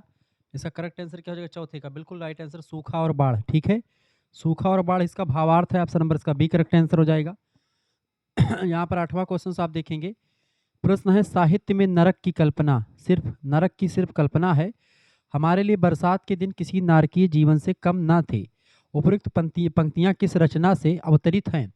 8वें का करेक्ट आंसर क्या हो जाएगा? सभी लोग बताने का प्रयास करेंगे। ये मुर्दहिया नाम का एक रचना है, वहीं से लिया गया है, मुर्दहिया। ठीक है, तुलसीराम एक दलित साहित्यकार है, उनकी आत्मकथा मुर्दहिया 2010 में प्रकाशित हुई है, उसी रचना से है। ठीक है। आगे देखते हैं, यहाँ पर बगल बगल में क्वेश्चन चल रहा है, इसलिए मैं दोनों को बताते हुए चल रहा हूँ। 9वां नंबर प्रश्न, निम्नलिखित में से प्रसिद्ध व्यंग्यकार कौन से हैं? हरशंकर प्रसाई प्रसिद्ध व्यंग्यकार हैं। अगला क्वेश्चन है, सच्चे मित्र में कौन सा गुण होना चाहिए? सच्चे मित्र में बातचीत करने वाला या सच्चा सच्चा पथ प्रदर्शक वाला गुण? डी ऑप्शन इसका करेक्ट आंसर होगा। अगला क्वेश्चन आपका आ चुका है, अशोक के फूल किस विधा की रचना है? एक निबंध विधा की रचना, जिसको लिखा है आचार्य हजारी प्रसाद द्विवेदी जी ने। ठीक है, हजारी प्रसाद द्विवेदी जी का निबंध है, 1948 में इसका प्रकाशन हुआ है, ये बात भी ध्यान रखेंगे। ठीक है, अगला क्वेश्चन आपका आ चुका है, आह कितनी कठोरता है मनुष्य के हृदय में, देवता को हटाकर राक्षस कहाँ से घुस जाता है? ये किस पात्र का कथन है और किस रचना का कथन है? बताएं। इसका करेक्ट आंसर हो जाएगा, ये कोमा ने कहा था। कोमा जयशंकर प्रसाद का नाटक ध्रुव स्वामिनी, उसी से लिया गया है। डी ऑप्शन में ध्रुव स्वामिनी दिया गया, करेक्ट आंसर हो जाएगा। अगला क्वेश्चन आपका आ चुका है 11 नंबर, निम्नलिखित में से कौन सा निबंध विद्यानिवास मिश्रा जी का है? आचरण की सभ्यता की अगर बात की जाए बेटा, तो आचरण की सभ्यता जो निबंध है, इसको किसने लिखा है? आचरण की सभ्यता जो है ये सरदार पूर्ण सिंह की रचना है। ठीक है, तुम चंदन हम पानी, प्रभु जी तुम चंदन हम पानी, यही विद्यानिवास मिश्रा जी का निबंध संग्रह है, निबंध है, बेसिकली ललित निबंध है ये। विद्यानिवास मिश्रा जी की बात की, इनका जन्म जो है 1926 में हुआ था, 2005 में मृत्यु होती है। Vidyanivas Mishra ji, B option correct answer होगा। अगला प्रश्न, बेटा क्या बिगाड़ के डर से ईमान की बात नहीं कहोगे? क्या बिगाड़ के डर से ईमान की बात नहीं कहोगे किस पात्र का कथन है? तो इसको बूढ़ी खाला ने कहा था। किससे कहा था? अलगू चौधरी से कहा था। जुम्मन शेख चूंकि इसका जो है मौसेरा लड़का, मतलब कहने बूढ़ी खाला जो है मौसी है किसकी? जुम्मन शेख की। जुम्मन शेख उनसे अपना खेती उती ले लेता है, उनका सारा खेत उनके नाम हो जाता है, और इसी शर्त पर ले आता है कि भाई बूढ़ी खाला की देख रेख करेगा, लेकिन वो करता नहीं है। ठीक है, और पंच परमेश्वर कहानी की रचना, मतलब ये पात्रा है बूढ़ी खाला, अलगू चौधरी और जुम्मन शेख, इन्हीं के इर्द गिर्द पूरी की पूरी कहानी घूमती रहती है। तो वही कहती कि बेटा जो है, चूंकि जब उसी का मित्र है अलगू चौधरी, जुम्मन शेख मित्र हैं आपस में, अब मित्रता की बात आ रही है, तो ऐसे में बूढ़ी खाला को डर है कहीं ये अपने मित्र के पक्ष में न हो जाए, लेकिन वही पंच होता है और पंच में परमेश्वर होता है, इसीलिए परमेश्वर कभी झूठ नहीं बोलता। ठीक है, तो इसलिए पंच की बातों को लोग मानते हैं, क्योंकि परमेश्वर की बात होती पंच की। अगला क्वेश्चन आपका आ चुका है 15 नंबर, देखेंगे निम्नलिखित में से कौन सी रचना कहानी नहीं है? पाजेब एक कहानी है जैनेन्द्र कुमार की। ठीक है, पर्दा भी एक कहानी है, किसकी? पर्दा कहानी किसकी है? यशपाल की कहानी है, ये बात ध्यान रखेंगे। और भाग्यवती, भाग्यवती की बात की जाए बेटा, तो भाग्यवती क्या है? भाग्यवती ही हिंदी का ये उपन्यास है, ये हिंदी का एक उपन्यास है, श्रद्धाराम फिल्लौरी ने लिखा है। 1877 ईस्वी में ये उपन्यास प्रकाशित हुआ भाग्यवती, यही उपन्यास विधा की रचना, बाकी तीनों कहानियां हैं, बाकी दोनों कहानियां हैं, सभी ऑप्शन होगा ही नहीं। जूठन किस दलित साहित्यकार की रचना या आत्मकथा है? ओम प्रकाश वाल्मीकि की आत्मकथा है जूठन, ऑप्शन नंबर इसका सी करेक्ट आंसर हो जाएगा। 1997 में ये रचना प्रकाशित हुई है, ये बात आप ध्यान रखेंगे। ओम प्रकाश वाल्मीकि की आत्मकथा है। 16 नंबर क्वेश्चन आपका आ चुका है, रानी लक्ष्मीबाई के बचपन का क्या नाम था? उनके बचपन का नाम था मनु। मनु या मणिकर्णिका उनका एक दूसरा नाम भी है। तो 16 नंबर का करेक्ट आंसर क्या? मनु। ठीक है, मनुकर्णिका भी इनका नाम था, मनु मनु लोग कहते थे। 19 नंबर प्रश्न है, भारतवर्षोन्नति कैसे हो सकती है, किस विधा के अंतर्गत आती है? तो भारतवर्षोन्नति कैसे हो सकती है, ये एक निबंध विधा की रचना, जिसको लिखा है भारतेंदु हरिश्चंद्र जी ने। ठीक है, और इसका 1884 में इस निबंध का प्रकाशन हुआ है, और उसके आप देखते हैं 1 सालों के बाद में इनका निधन भी हो जाता है। 1850 में जन्म हुआ भारतेंदु जी का, 1885 में मृत्यु हो जाती है। इतने कम समय में बहुत कुछ किया हिंदी के लिए। पति गंगाधर राव की मृत्यु के समय रानी लक्ष्मीबाई की एज कितनी थी? तो जब पति गंगाधर राव की मृत्यु हुई, तो रानी लक्ष्मीबाई की जो उम्र थी बेटा, वो कितने साल की थी? तो तो उस समय रानी लक्ष्मीबाई जो थी मात्र और मात्र कितने साल की थी? उस समय रानी लक्ष्मीबाई जो है 18 वर्ष की हुआ करती थी। ऑप्शन नंबर इसका करेक्ट आंसर क्या हो जाएगा? बी ऑप्शन में इसका बिल्कुल राइट आंसर हो जाएगा। ठीक है, आगे देखेंगे। अगला क्वेश्चन आपका आ चुका है। अच्छा, झांसी की रानी उपन्यास किसने लिखा है? वृंदावन लाल वर्मा का उपन्यास है। ठीक है, अगला प्रश्न है, उसने कहा था कहानी के लेखक कौन है? उसने कहा था एक कहानी है, फ्लैशबैक आधारित कहानी है, एक जबरदस्त कहानी है, चंद्रधर शर्मा गुलेरी की कहानी है। ये बात ध्यान रखेंगे। इसका सी ऑप्शन करेक्ट आंसर हो जाएगा 20 नंबर का। और आपको बता दूं 1915 में इस कहानी का प्रकाशन हुआ है।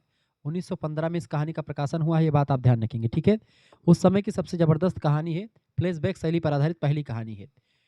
ठीक है, अगला क्वेश्चन, अगला प्रश्न, मुंशी प्रेमचंद ने कहानी का लेखन तब शुरू भी नहीं किया था। मुंशी प्रेमचंद जी की पहली कहानी आती है 1916 में, 1936 तक, 1916 से 1936 ये प्रेमचंद युग कहा जाता है हिंदी कहानियों में। 21 नंबर प्रश्न, हिंदी में नाटक विधा की शुरुआत किस युग से मानी जाती है? तो हिंदी में नाटक विधा की शुरुआत जो मानी जाती है बेटा, वो भारतेंदु युग से ही मानी जाती है। इसका सी ऑप्शन करेक्ट आंसर हो जाएगा, भारतेंदु युग से ही मानी जाती है। ठीक है, 21 नंबर। अगला क्वेश्चन आपके स्क्रीन पर आ चुका है। भारतेंदु युग कब से कब तक माना जाता है? 1850 से 1900 ईस्वी तक का। 24 नंबर, पर्दा कहानी के मुख्य पात्र का क्या नाम है? पर्दा कहानी में कौन है? चौधरी पीर बकस हैं। ऑप्शन नंबर इसका सी करेक्ट आंसर हो जाएगा। पर्दा कहानी को लिखा किसने है? ये यशपाल की कहानी है। 1944 में इस कहानी का प्रकाशन हुआ है, इस बात को भी ध्यान रखेंगे। अगला क्वेश्चन आपका आ चुका है। प्रश्न है आपका, ओम प्रकाश वाल्मीकि कृत जूठन किस विधा की रचना है? तो ये आत्मकथा विधा की रचना है। Option number D correct answer होगा। 22 नंबर प्रश्न है, ओम प्रकाश वाल्मीकि की आत्मकथा जूठन प्रकाशित हुई, और ये प्रकाशित कब हुई बेटा? फटाफट से आप बताएंगे। 1997 में, बिल्कुल राइट आंसर आप सभी का है। जूठन का प्रकाशन कब हुआ है? 1997 में हुआ। 22 नंबर का करेक्ट आंसर क्या हो जाएगा? 1997। ठीक है, ऑप्शन नंबर इसका ए करेक्ट आंसर होगा। 26 नंबर प्रश्न है, व्यंग भोलाराम का जीव में कौन सा पात्र नहीं है? भोलाराम है, चित्रगुप्त भी है, नारद भी है। इसमें जो है इंद्र का कोई योगदान नहीं, तो इंद्र नहीं है। अगला क्वेश्चन आप देखेंगे, भूख के सामने विरोध दम तोड़ देता है, यह कथन किस कृति से उद्धृत है? तो भूख के सामने विरोध दम तोड़ देता है, यह कथन की अगर बात की जाए तो यह कथन बेटा किससे है? ऑप्शन नंबर इसका करेक्ट आंसर क्या हो जाएगा? ए, जूठन आत्मकथा से है। ऑप्शन नंबर इसका ए करेक्ट आंसर हो जाएगा। ठीक है, आगे देखते हैं। 27 नंबर क्वेश्चन आपकी स्क्रीन पर आ चुका है। 27 नंबर प्रश्न है, निबंध मित्रता में अच्छे मित्र की तुलना की गई है। निबंध मित्रता में अच्छे मित्र की तुलना किससे की गई है? औषधि से की गई। ये ऑप्शन करेक्ट आंसर हो जाएगा। ठीक है, औषधि से तुलना करी गई है अच्छे मित्र की, ये बात आप ध्यान रखेंगे। क्लियर। अगला क्वेश्चन है, ध्रुव स्वामिनी नाटक में कौन नारी पात्र नहीं? ध्रुव स्वामिनी है, मंदाकिनी है, कोमा है, कार्नोलिया इसमें नहीं है। कार्नोलिया जो है वो इस नाटक की नहीं, बल्कि चंद्रगुप्त नाम का एक नाटक है जयशंकर प्रसाद का, उसकी पात्र है कार्नोलिया। तो डी ऑप्शन करेक्ट आंसर होगा इसका। अगला क्वेश्चन है 28 नंबर, अशोक के फूल निबंध है। अशोक के फूल एक ललित निबंध है जिसको लिखा आचार्य हजारी प्रसाद द्विवेदी जी ने। गैंग्रीन कहानी की नायिका का क्या नाम है? गैंग्रीन कहानी या इसको रोज कहानी के नाम से भी जाना जाता है। इसकी नायिका है मालती। ठीक है, ऑप्शन नंबर इसका डी करेक्ट आंसर होगा। ठीक है, 29 नंबर क्वेश्चन आपके इसके, मालती जो है गैंग्रीन कहानी का, गैंग्रीन कहानी का प्रकाशन कब हुआ है? रोज कहानी का 1934 में दोबारा प्रकाशन हुआ है इसका, रोज नाम से। ठीक है, ध्यान रखेंगे। अगला क्वेश्चन आपके स्क्रीन पर आ चुका, ध्रुव स्वामिनी नाटक संबंधित है, ये गुप्त साम्राज्य से रिलेटेड है। Option number B correct answer हो जाएगा। अगला क्वेश्चन आपके स्क्रीन पर आ चुका, लक्ष्मी का स्वागत एकांकी के एकांकीकार कौन है?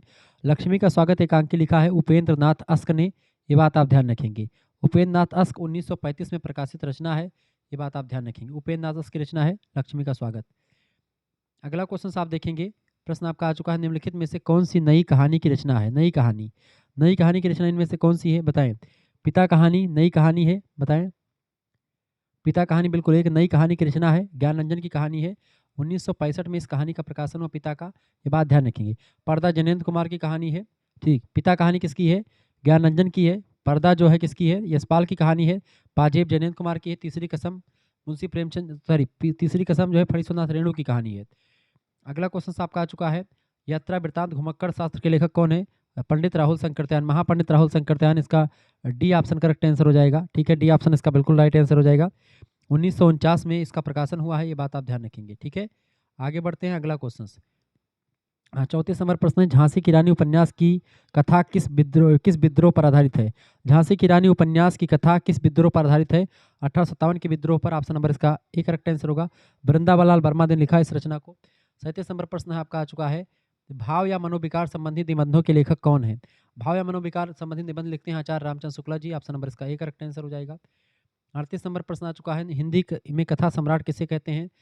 हिंदी में कथा सम्राट मुंशी प्रेमचंद जी को कहा जाता है। ऑप्शन नंबर इसका डी करेक्ट आंसर होगा। वृंदावन लाल वर्मा द्वारा रचित उपन्यास कौन सा है? वृंदावन लाल वर्मा की अगर बात की जाए तो वृंदावन लाल वर्मा के द्वारा कौन सा उपन्यास इनमें से लिखा गया है? 35 नंबर बताएं। तो 35 नंबर कोई नहीं, इनमें से कोई नहीं निबंध इन्होंने लिखा, चूंकि चंद्रगुप्त जो है, चंद्रगुप्त ये हजारी प्रसाद चंद्रगुप्त जो है नाटक है, इसका किसने लिखा है? जयशंकर प्रसाद का नाटक है। ठीक है। वृंदावन लाल वर्मा का रचना है जैसे झांसी की रानी, मृगनयनी, ये सब शामिल है। तो ये इनमें से कोई नहीं, डी ऑप्शन करेक्ट आंसर होगा। आगे देखते हैं, अगला क्वेश्चन आपका आ चुका है, हिंदी की किस कहानी में सर्वप्रथम पूर्व दीप्ति यानी फ्लैशबैक शैली का प्रयोग किया गया है? तो उसने कहा था चंद्रशर्मा गुलेरी की। इंदुमती किशोरीलाल गोस्वामी की कहानी है। पंच परमेश्वर जो है इनकी है, मुंशी प्रेमचंद जी की कहानी है। 11 वर्ष का समय शुक्ला जी की कहानी, आचार्य रामचंद्र शुक्ल की। 42 नंबर प्रश्न है आपका, भारतेंदु हरिश्चंद्र द्वारा लिखित नाटक कौन सा है? भारतेंदु हरिश्चंद्र जी की द्वारा लिखा नाटक कौन सा है? भारत दुर्दशा, अंधेर नगरी, सती प्रताप, तीनों रचना इन्हीं की हैं, डी ऑप्शन लगा देंगे। अगला क्वेश्चन आपका आ चुका है 40 नंबर, ईदगाह किसकी कहानी है? ईदगाह जो बेटा किसकी कहानी है? मुंशी प्रेमचंद की कहानी ईदगाह। ऑप्शन नंबर इसका सी करेक्ट आंसर हो जाएगा। ईदगाह किसकी कहानी है? मुंशी प्रेमचंद जी की कहानी है, ये बात आप ध्यान रखेंगे। ईदगाह, ठीक है। 1933 में ईदगाह का प्रकाशन हुआ है। निम्नलिखित में से हिंदी आलोचना के विकास में किसका महत्वपूर्ण योगदान है? तो आचार्य रामचंद्र शुक्ल जी का योगदान महत्वपूर्ण है। Option number B correct answer होगा। अगला क्वेश्चन है, परीक्षा गुरु उपन्यास का प्रकाशन कब हुआ? परीक्षा गुरु उपन्यास का प्रकाशन 1882 में हुआ है। लाला श्रीनिवास दास की रचना है ये। Option number D right answer हो जाएगा। अर्धकथानक किसकी आत्मकथा है? बताएं। अर्धकथानक किसकी आत्मकथा है बेटा? 44 नंबर करेक्ट आंसर क्या हो जाएगा? अर्धकथानक किसकी आत्मकथा है? बनारसी दास जैन की कथा है। ऑप्शन नंबर इसका ए करेक्ट आंसर हो जाएगा। 44 का ए ऑप्शन बिल्कुल राइट आंसर होगा। ठीक है, 44 का ए। 1641 में रचना प्रकाशित हुई है, ये बात आप ध्यान रखेंगे। ठीक है, आगे बढ़ते और भी चीज़ों को जानने का प्रयास करते हैं। फटाफट से वीडियो को लाइक कर दीजिए, चैनल पर नहीं तो सब्सक्राइब कर दीजिएगा। ठीक है, प्रश्न आ चुका, रिपोर्ट के कलात्मक और साहित्यिक रूप को ही रिपोर्टाज कहते हैं। रिपोर्टाज की परिभाषा किसने दी है? 45 नंबर, बिल्कुल इस परिभाषा को हिंदी भाषा कोश में दिया गया है। हिंदी भाषा कोश, ए ऑप्शन करेक्ट आंसर होगा। 48 नंबर, जब कोई व्यक्ति अपना जीवन वृत्त स्वयं लिखता है तो उस विधा को क्या कहा जाता है? तो उस विधा को हम क्या कहते हैं? 48 नंबर करेक्ट आंसर क्या हो जाएगा? बिल्कुल उसको हम क्या बोलते हैं? बिल्कुल आत्मकथा कहेंगे। जब व्यक्ति खुद लिखेगा आत्मकथा कहेंगे, किसी दूसरे के बारे में लिखेगा उसकी जीवनी, तो जीवनी कहलाएगी। 46 नंबर प्रश्न है, किस विधा में लेखक द्वारा प्रतिदिन का विवरण प्रस्तुत किया जाता है? तो प्रतिदिन का विवरण जो है डायरी में भी किया जाता है। ऑप्शन नंबर इसका बी करेक्ट आंसर होगा। भारतेंदु युग के प्रमुख निबंधकार कौन है? भारतेंदु युग के प्रमुख निबंधकार हैं बालकृष्ण भट्ट जी और प्रताप नारायण मिश्रा जी, दोनों। Option number C correct answer हो जाएगा। 47 नंबर प्रश्न आपका आ चुका है, पंच परमेश्वर कहानी के रचयिता कौन है? तो मुंशी प्रेमचंद जी है। 1916 में प्रकाशन हुआ है, पहली कहानी हिंदी की है इनकी। झांसी की रानी उपन्यास किसने लिखा है? वृंदावन लाल वर्मा जी ने लिखा है। ऑप्शन नंबर इसका बी करेक्ट आंसर हो जाएगा। 50 का बी ऑप्शन इसका वृंदावन लाल वर्मा। 1946 में इस रचना का प्रकाशन हुआ है, ये बात आप ध्यान रखेंगे। ठीक है, आगे बढ़ते हैं। 59 नंबर क्वेश्चन आपका आ चुका है, नंदुलारे वाजपेयी किस विधा के लेखक हैं? बताइए, काव्य के लेखक हैं या उपन्यास के लेखक हैं या फिर समीक्षा के या निबंध के लेखक हैं? फटाफट से आप बताने का प्रयास करेंगे। 59 नंबर करेक्ट आंसर क्या हो जाएगा? कौन बताएगा भाई? 59 नंबर का करेक्ट आंसर क्या हो जाएगा आपका? बिल्कुल राइट आंसर आपका 59 नंबर का बिल्कुल करेक्ट आंसर क्या हो जाएगा आपका? बहुत बढ़िया भाई। हाँ बिल्कुल, 59 का करेक्ट आंसर क्या हो जाएगा आपका? बिल्कुल समीक्षा विधा के लेखक हैं ये, समीक्षा या आलोचना, बिल्कुल बी ऑप्शन। अगला क्वेश्चन आपका आ चुका है, अगला क्वेश्चन है, निरंजन किस एकांकी का पात्र है? तो निरंजन किस एकांकी का पात्र है बेटा? एक दिन एकांकी का पात्र है निरंजन। ऑप्शन नंबर इसका ए राइट आंसर हो जाएगा। अगला क्वेश्चन आपका आ चुका है 61 नंबर, देखेंगे, एकांकी में अनिवार्यतः संघर्ष की प्रधानता होती है, यह कथन किस विचारक का है? यह कथन किस विचारक का? भैया फटाफट से आप बताने का प्रयास करेंगे। एकांकी में अनिवार्यतः संघर्ष की प्रधानता होती है, इसको किसने कहा था? पर्सी वाइल्ड ने कहा था। इसका बी ऑप्शन करेक्ट आंसर हो जाएगा। 61 का बी ऑप्शन बिल्कुल राइट आंसर हो जाएगा। ठीक है, बी ऑप्शन इसका करेक्ट आंसर हो जाएगा, पर्सी वाइल्ड। नेक्स्ट क्वेश्चन आपका आ चुका 62 नंबर, एक के एकांकी एक अंक में समाप्त होने वाला नाटक है, किसने कहा था? एकांकी एक अंक में समाप्त होने वाला नाटक है, इसको किसने कहा था? बताएं। 62 नंबर का बी ऑप्शन करेक्ट आंसर हो जाएगा। बी ऑप्शन, इसको किसने कहा था? डॉक्टर नगेंद्र ने कहा था। ठीक है, नेक्स्ट क्वेश्चन आपका आ चुका 63 नंबर, अंधकार एकांकी किसकी है? बताएं, अंधकार एकांकी किसकी है? 63 नंबर, बिल्कुल सी ऑप्शन राम कुमार वर्मा की है। ठीक है, सी ऑप्शन इसका राम कुमार वर्मा। 63 नंबर का करेक्ट आंसर क्या हो जाएगा? 63 नंबर का बिल्कुल राइट आंसर आपका सी ऑप्शन। अगला क्वेश्चन आपका आ चुका 64 नंबर, निम्न में से कौन सी एकांकी राम कुमार वर्मा की नहीं है? राम कुमार वर्मा की कौन सी एकांकी नहीं इनमें से? बिल्कुल राइट आंसर आपका धोखेबाज एकांकी इनकी नहीं है।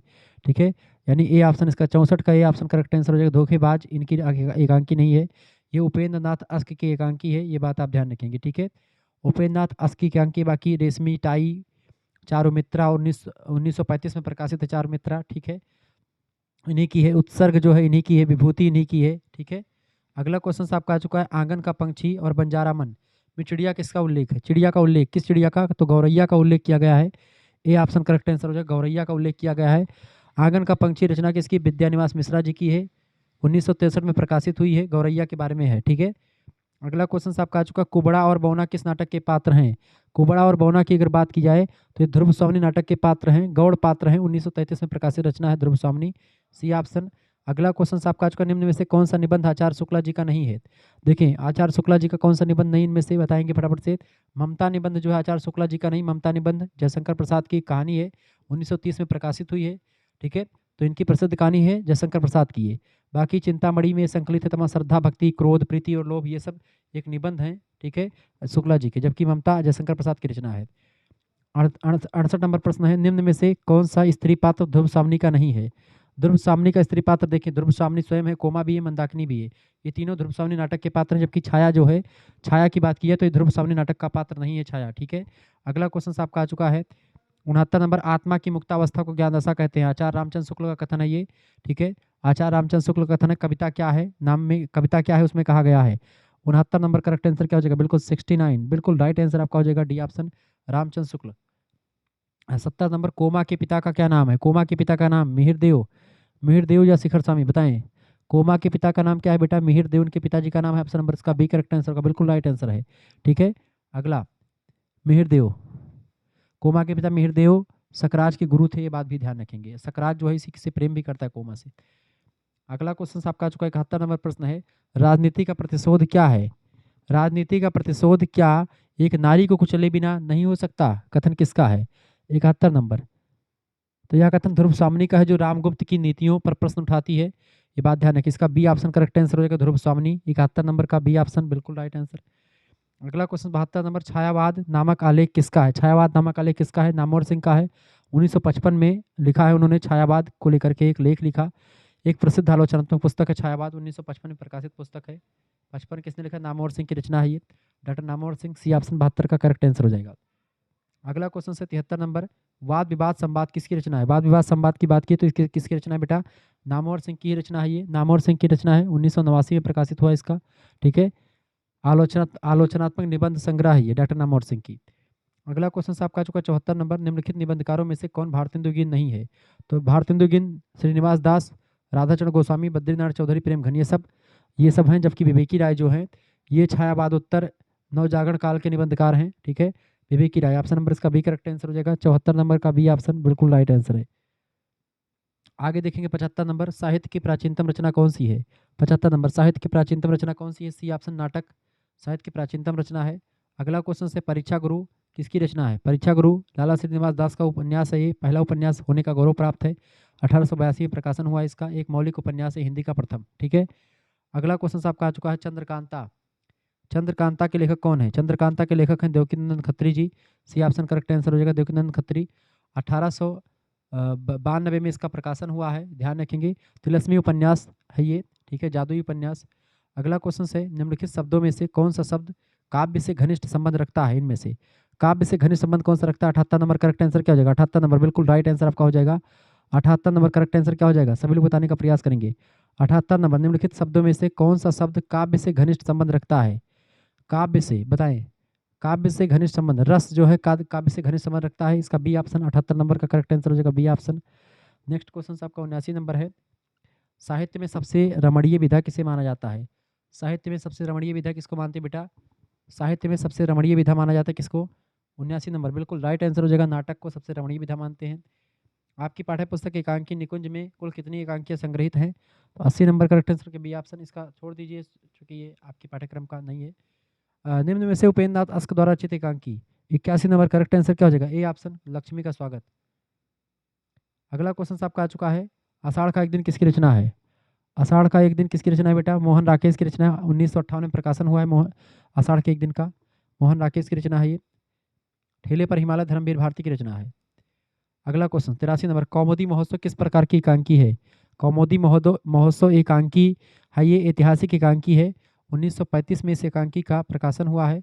ठीक है, ऐतिहासिक एकांकी है, ये ऑप्शन करेक्ट आंसर हो जाएगा। ठीक है, चंद्रगुप्त मौर्य के समय से संबंधित एकांकी है, राम कुमार वर्मा की एकांकी है ये। अगला क्वेश्चन से सुरेंद्र और रोशन किस एकांकी का पात्र है? सुरेंद्र और रोशन जो है ये बेटा जो है लक्ष्मी का स्वागत नाम की एकांकी, उसके लेखक हैं उपेंद्र नाथ अस्क। लक्ष्मी का स्वागत एकांकी उसी एकांकी के पात्र हैं। ठीक है, लक्ष्मी का स्वागत एकांकी 1947 में प्रकाशित हुई है। ये 1947 में, ये बात ध्यान रखेंगे। उपेंद्र नाथ अस्क ने लिखा है, जयशंकर प्रसाद सॉरी, ये रचना उपेंद्र नाथ अस्क की है। 85 नंबर, निम्न में से कौन सी रचना एकांकी है? इनमें से बताएं। एकांकी, एक घूंट एकांकी है, जो कि किसने लिखा है? एक घूंट एकांकी किसने लिखा है बताएं। एक घूंट क्या है? एक एकांकी है, 1929 में प्रकाशित हुई है। ठीक है, जयशंकर प्रसाद की रचना है और हिंदी की प्रथम एकांकी होने का गौरव भी इसी को प्राप्त है। बाकी सब नाटक हैं, जैसे आपका जन्मेजय का नागे एक नाटक है। अगला क्वेश्चन आपका आ चुका है, प्रेम का नाम ना लो, वह एक बड़ी पीड़ा थी जो छूट गई, यह कथन किसका है? 86 नंबर, करेक्ट आंसर क्या हो जाएगा बताएं। ये 86 नंबर करेक्ट आंसर क्या हो जाएगा? ये कोमा का कथन है। ठीक है, 86 नंबर का करेक्ट आंसर क्या हो जाएगा बेटा? बिल्कुल राइट आंसर आपका बी ऑप्शन, ये कोमा का कथन है, बी ऑप्शन करेक्ट आंसर। कोमा जो है, कोमा जो सकराज की मृत्यु के बाद निराश होकर के ये बात कहती है। ठीक है, अगला प्रश्न आपका आ चुका है, वीरता जब भागती है तो उसके पैरों में छल छंद की धूल उड़ती है, यह कथन किसका है? यह कथन किसका बेटा? मंदाकिनी का कथन, रामगुप्त की कायरता पर व्यंग करते हुए उन्होंने कहा है। मंदाकिनी का कथन है ये, ऑप्शन नंबर इसका ए करेक्ट आंसर हो जाएगा, मंदाकिनी, ए ऑप्शन 87 का ए ऑप्शन। बिल्कुल। अगला क्वेश्चन आपका आ चुका है, रामगुप्त ने नीति शास्त्र का बृहस्पति किसे कहा है? रामगुप्त ने नीति शास्त्र का बृहस्पति किसे कहा है? नीति शास्त्र का बृहस्पति शिखर स्वामी को कहा है कि ये नीति शास्त्र का बृहस्पति है। रामगुप्त का ही अमात्य है, जो है जो मंत्री है, वो है शिखर स्वामी।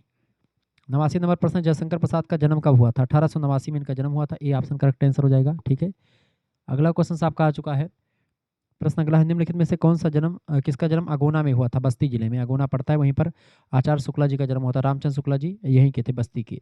91 नंबर प्रश्न आपका, किस विधा को गद्य की कसौटी माना जाता है? किस विधा को गद्य की कसौटी मानते हैं बेटा? तो गद्य की कसौटी जो है नाटक को मानते हैं क्या?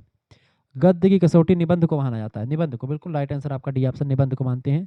ठीक है, अगला क्वेश्चन आपका आ चुका है, 92 नंबर प्रश्न है, निराला की साहित्य साधना किसकी रचना है? निराला की साहित्य साधना बताएं। निराला की साहित्य साधना जो है रचना किसकी है? निराला की साहित्य साधना, बिल्कुल राइट आंसर आपका है, रामविलास शर्मा की रचना है ये। ठीक है, रामविलास शर्मा की रचना है ये। भाग 1, भाग 2, भाग 3 प्रकाशित हुई 1900, भाग 1 का प्रकाशन 1969 में हुआ है, भाग 2 का 1972 में, भाग 3 का 1976 में इसका प्रकाशन हुआ है। अगला क्वेश्चन आपका आ चुका है 93 नंबर, मोटे आदमियों तुम जरा सदुबले हो जाते अपने अंदेशे से ही सही सही तो ना जाने कितनी ठठरियों पर मांस चढ़ा जाता, यह किस निबंध की पंक्तियां हैं? ये पंक्तियां किसकी बेटा? 93 नंबर का करेक्ट आंसर हो जाएगा आपका सी ऑप्शन, लोभ और प्रीति का निबंध है। लोभ और प्रीति निबंध में शामिल है, चिंतामणि भाग 1 में संकलित है ये। चिंतामणि का प्रकाशन कब हुआ? 1939 में।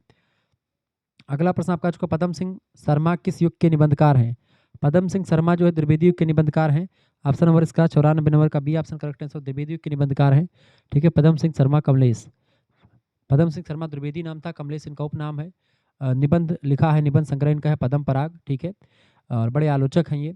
जन्म इनका 1876 में होता है, मृत्यु 1932 में हो जाती है। अगला क्वेश्चन आपका आ चुका था 95 नंबर प्रश्न आपका आ चुका है, फटाफट से आप देखने का प्रयास करेंगे।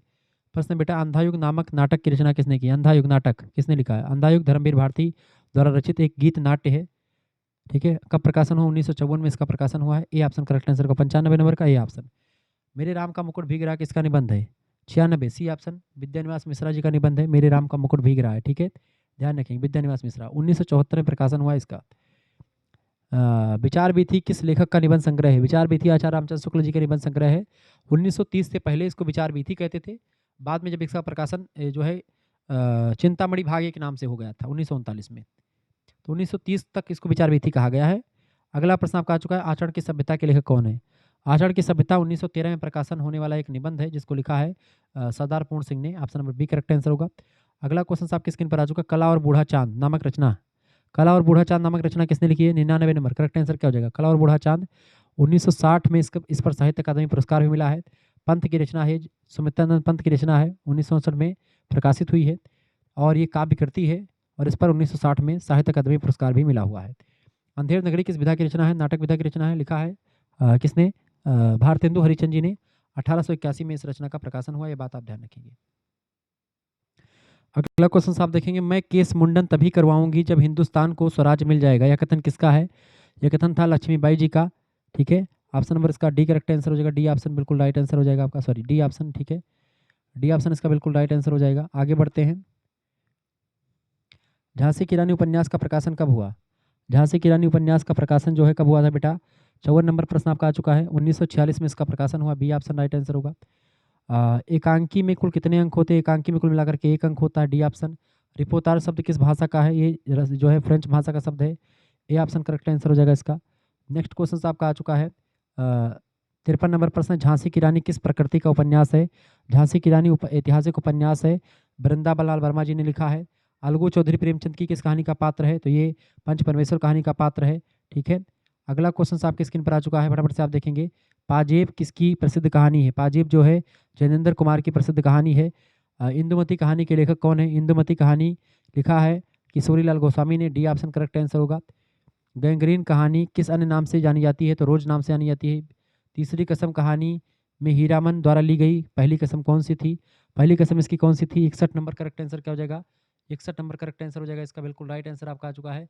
वो बांस कभी नहीं लागेगा, फणीश्वरनाथ रेणु की रचना है ये। ठीक है, बांस कभी नहीं लादेगा, इसका ए ऑप्शन करेक्ट आंसर हो जाएगा। ठीक है, ए ऑप्शन। नेक्स्ट क्वेश्चन आपका आ चुका है, फटाफट से आप देखेंगे। प्रश्न आपका आ चुका है, जाहिल भीड़ ने घृणा और शर्म से आंखें फेर ली, उस नग्नता की झलक से खान की कठोरता भी पिघल गई। ये पंक्तियाँ किस कहानी की? तो ये जो है पर्दा कहानी की हैं। पर्दा कहानी डी ऑप्शन में दी है, करेक्ट आंसर हो जाएगा पर्दा कहानी। ठीक है, क्लियर, पर्दा कहानी की है ये। ठीक है, इसका करेक्ट आंसर क्या हो जाएगा इसका? बिल्कुल पर्दा कहानी का ये। ठीक है, पर्दा कहानी की पात्र है। ज्ञान रंजन की प्रसिद्ध कहानी कौन सी है? ज्ञान रंजन की प्रसिद्ध कहानी है आपकी बिल्कुल पिता कहानी। ज्ञान रंजन की 1965 में प्रकाशन हुआ है ये इसका। ठीक है, आगे देखते हैं। अगला क्वेश्चन आपका आ चुका है, ध्रुव स्वामी नाटक के रचनाकार। ध्रुव स्वामी नाटक लिखा है जयशंकर प्रसाद ने। शिखर स्वामी किस नाटक का पात्र है? शिखर स्वामी जो है ये ध्रुव स्वामी नाटक का ही पात्र है। शिखर स्वामी रामगुप्त का जो है अमात्य होता है। अगला क्वेश्चन से, गोदान उपन्यास के लेखक कौन है? मुंशी प्रेमचंद जी हैं। इसका बी ऑप्शन करेक्ट आंसर हो जाएगा। गोदान उपन्यास का प्रकाशन 1936 में हुआ है। प्रेमचंद का अंतिम और सर्वश्रेष्ठ उपन्यास यही है। अगला क्वेश्चन आपका आ चुका है, प्रश्न आपका आ चुका है, विधान की स्याही। प्रश्न है आपका, विधान की स्याही का एक बिंदु गिरकर भागलिपि पर कालिमा चढ़ा देता है। उपयुक्त कथन किस नाटक से है? कथन का संबंध किस नाटक से है बताएं। 67 नंबर करेक्ट आंसर क्या हो जाएगा? 67 नंबर बिल्कुल राइट आंसर आपका हो जाएगा। ये ध्रुव सामनी का नाटक से है, ध्रुव सामनी से। ऑप्शन नंबर इसका डी करेक्ट आंसर होगा। सौभाग्य और दुर्भाग्य मनुष्य की दुर्बलता के नाम है। यह कथन ध्रुव सामनी नाटक के किस पात्र का है? तो इसका करेक्ट आंसर हो जाएगा आपका, सकराज ने कहा था इसको।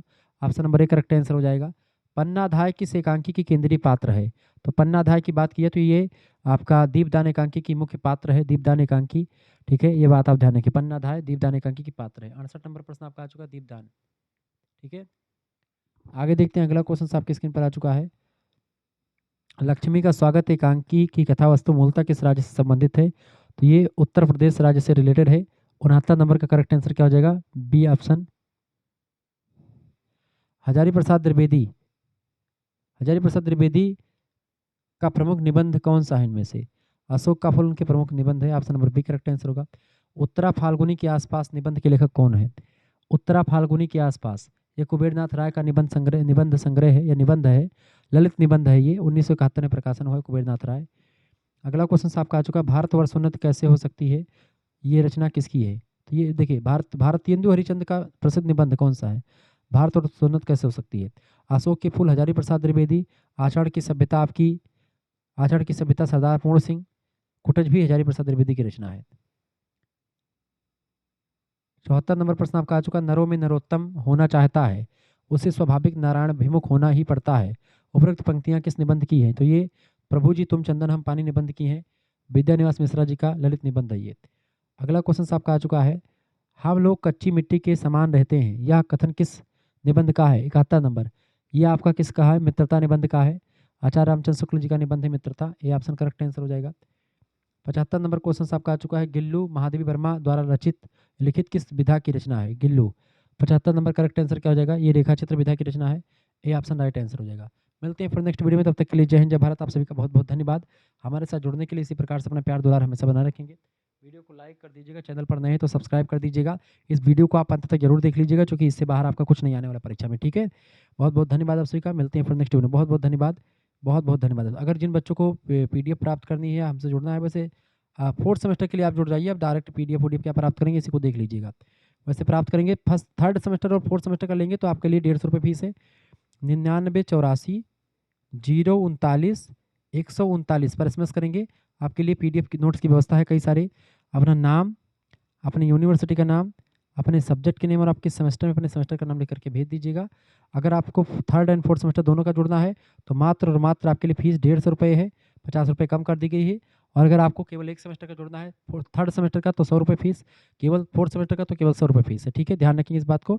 और आप जैसे इस फीस के जमा करनी है, आप इस पर एसएमएस करेंगे व्हाट्सएप पर, आपके पास एक क्यूआर कोड यानी स्कैनर भेजा जाएगा। उसी स्कैनर पर आपको मात्र जो भी आपको लेना होगा बताएंगे कि हमको गुरुजी थर्ड और फोर्थ दोनों का चाहिए तो 150 रुपये, केवल थर्ड का चाहिए तो 100 रुपये। धन्यवाद। केवल फोर्थ में एडमिशन लेना है तो भी इस समय एडमिशन शुरू हो चुका है। 100 रुपये फीस लगेगा, सभी सब्जेक्ट की क्लास उसमें मिलेगी आपको फोर्थ सेमेस्टर की। धन्यवाद, मिलते हैं नेक्स्ट वीडियो में। बहुत बहुत धन्यवाद। वीडियो को शेयर कर दीजिएगा भाई, बहुत मेहनत लगी है। मेरा जान लीजिए तबीयत तो खराब ही हो चुकी है, एकदम गला बैठ चुका है। मैं लगातार पढ़ा रहा हूँ 2-3 दिनों से। बहुत बहुत धन्यवाद, बहुत बहुत धन्यवाद आपका।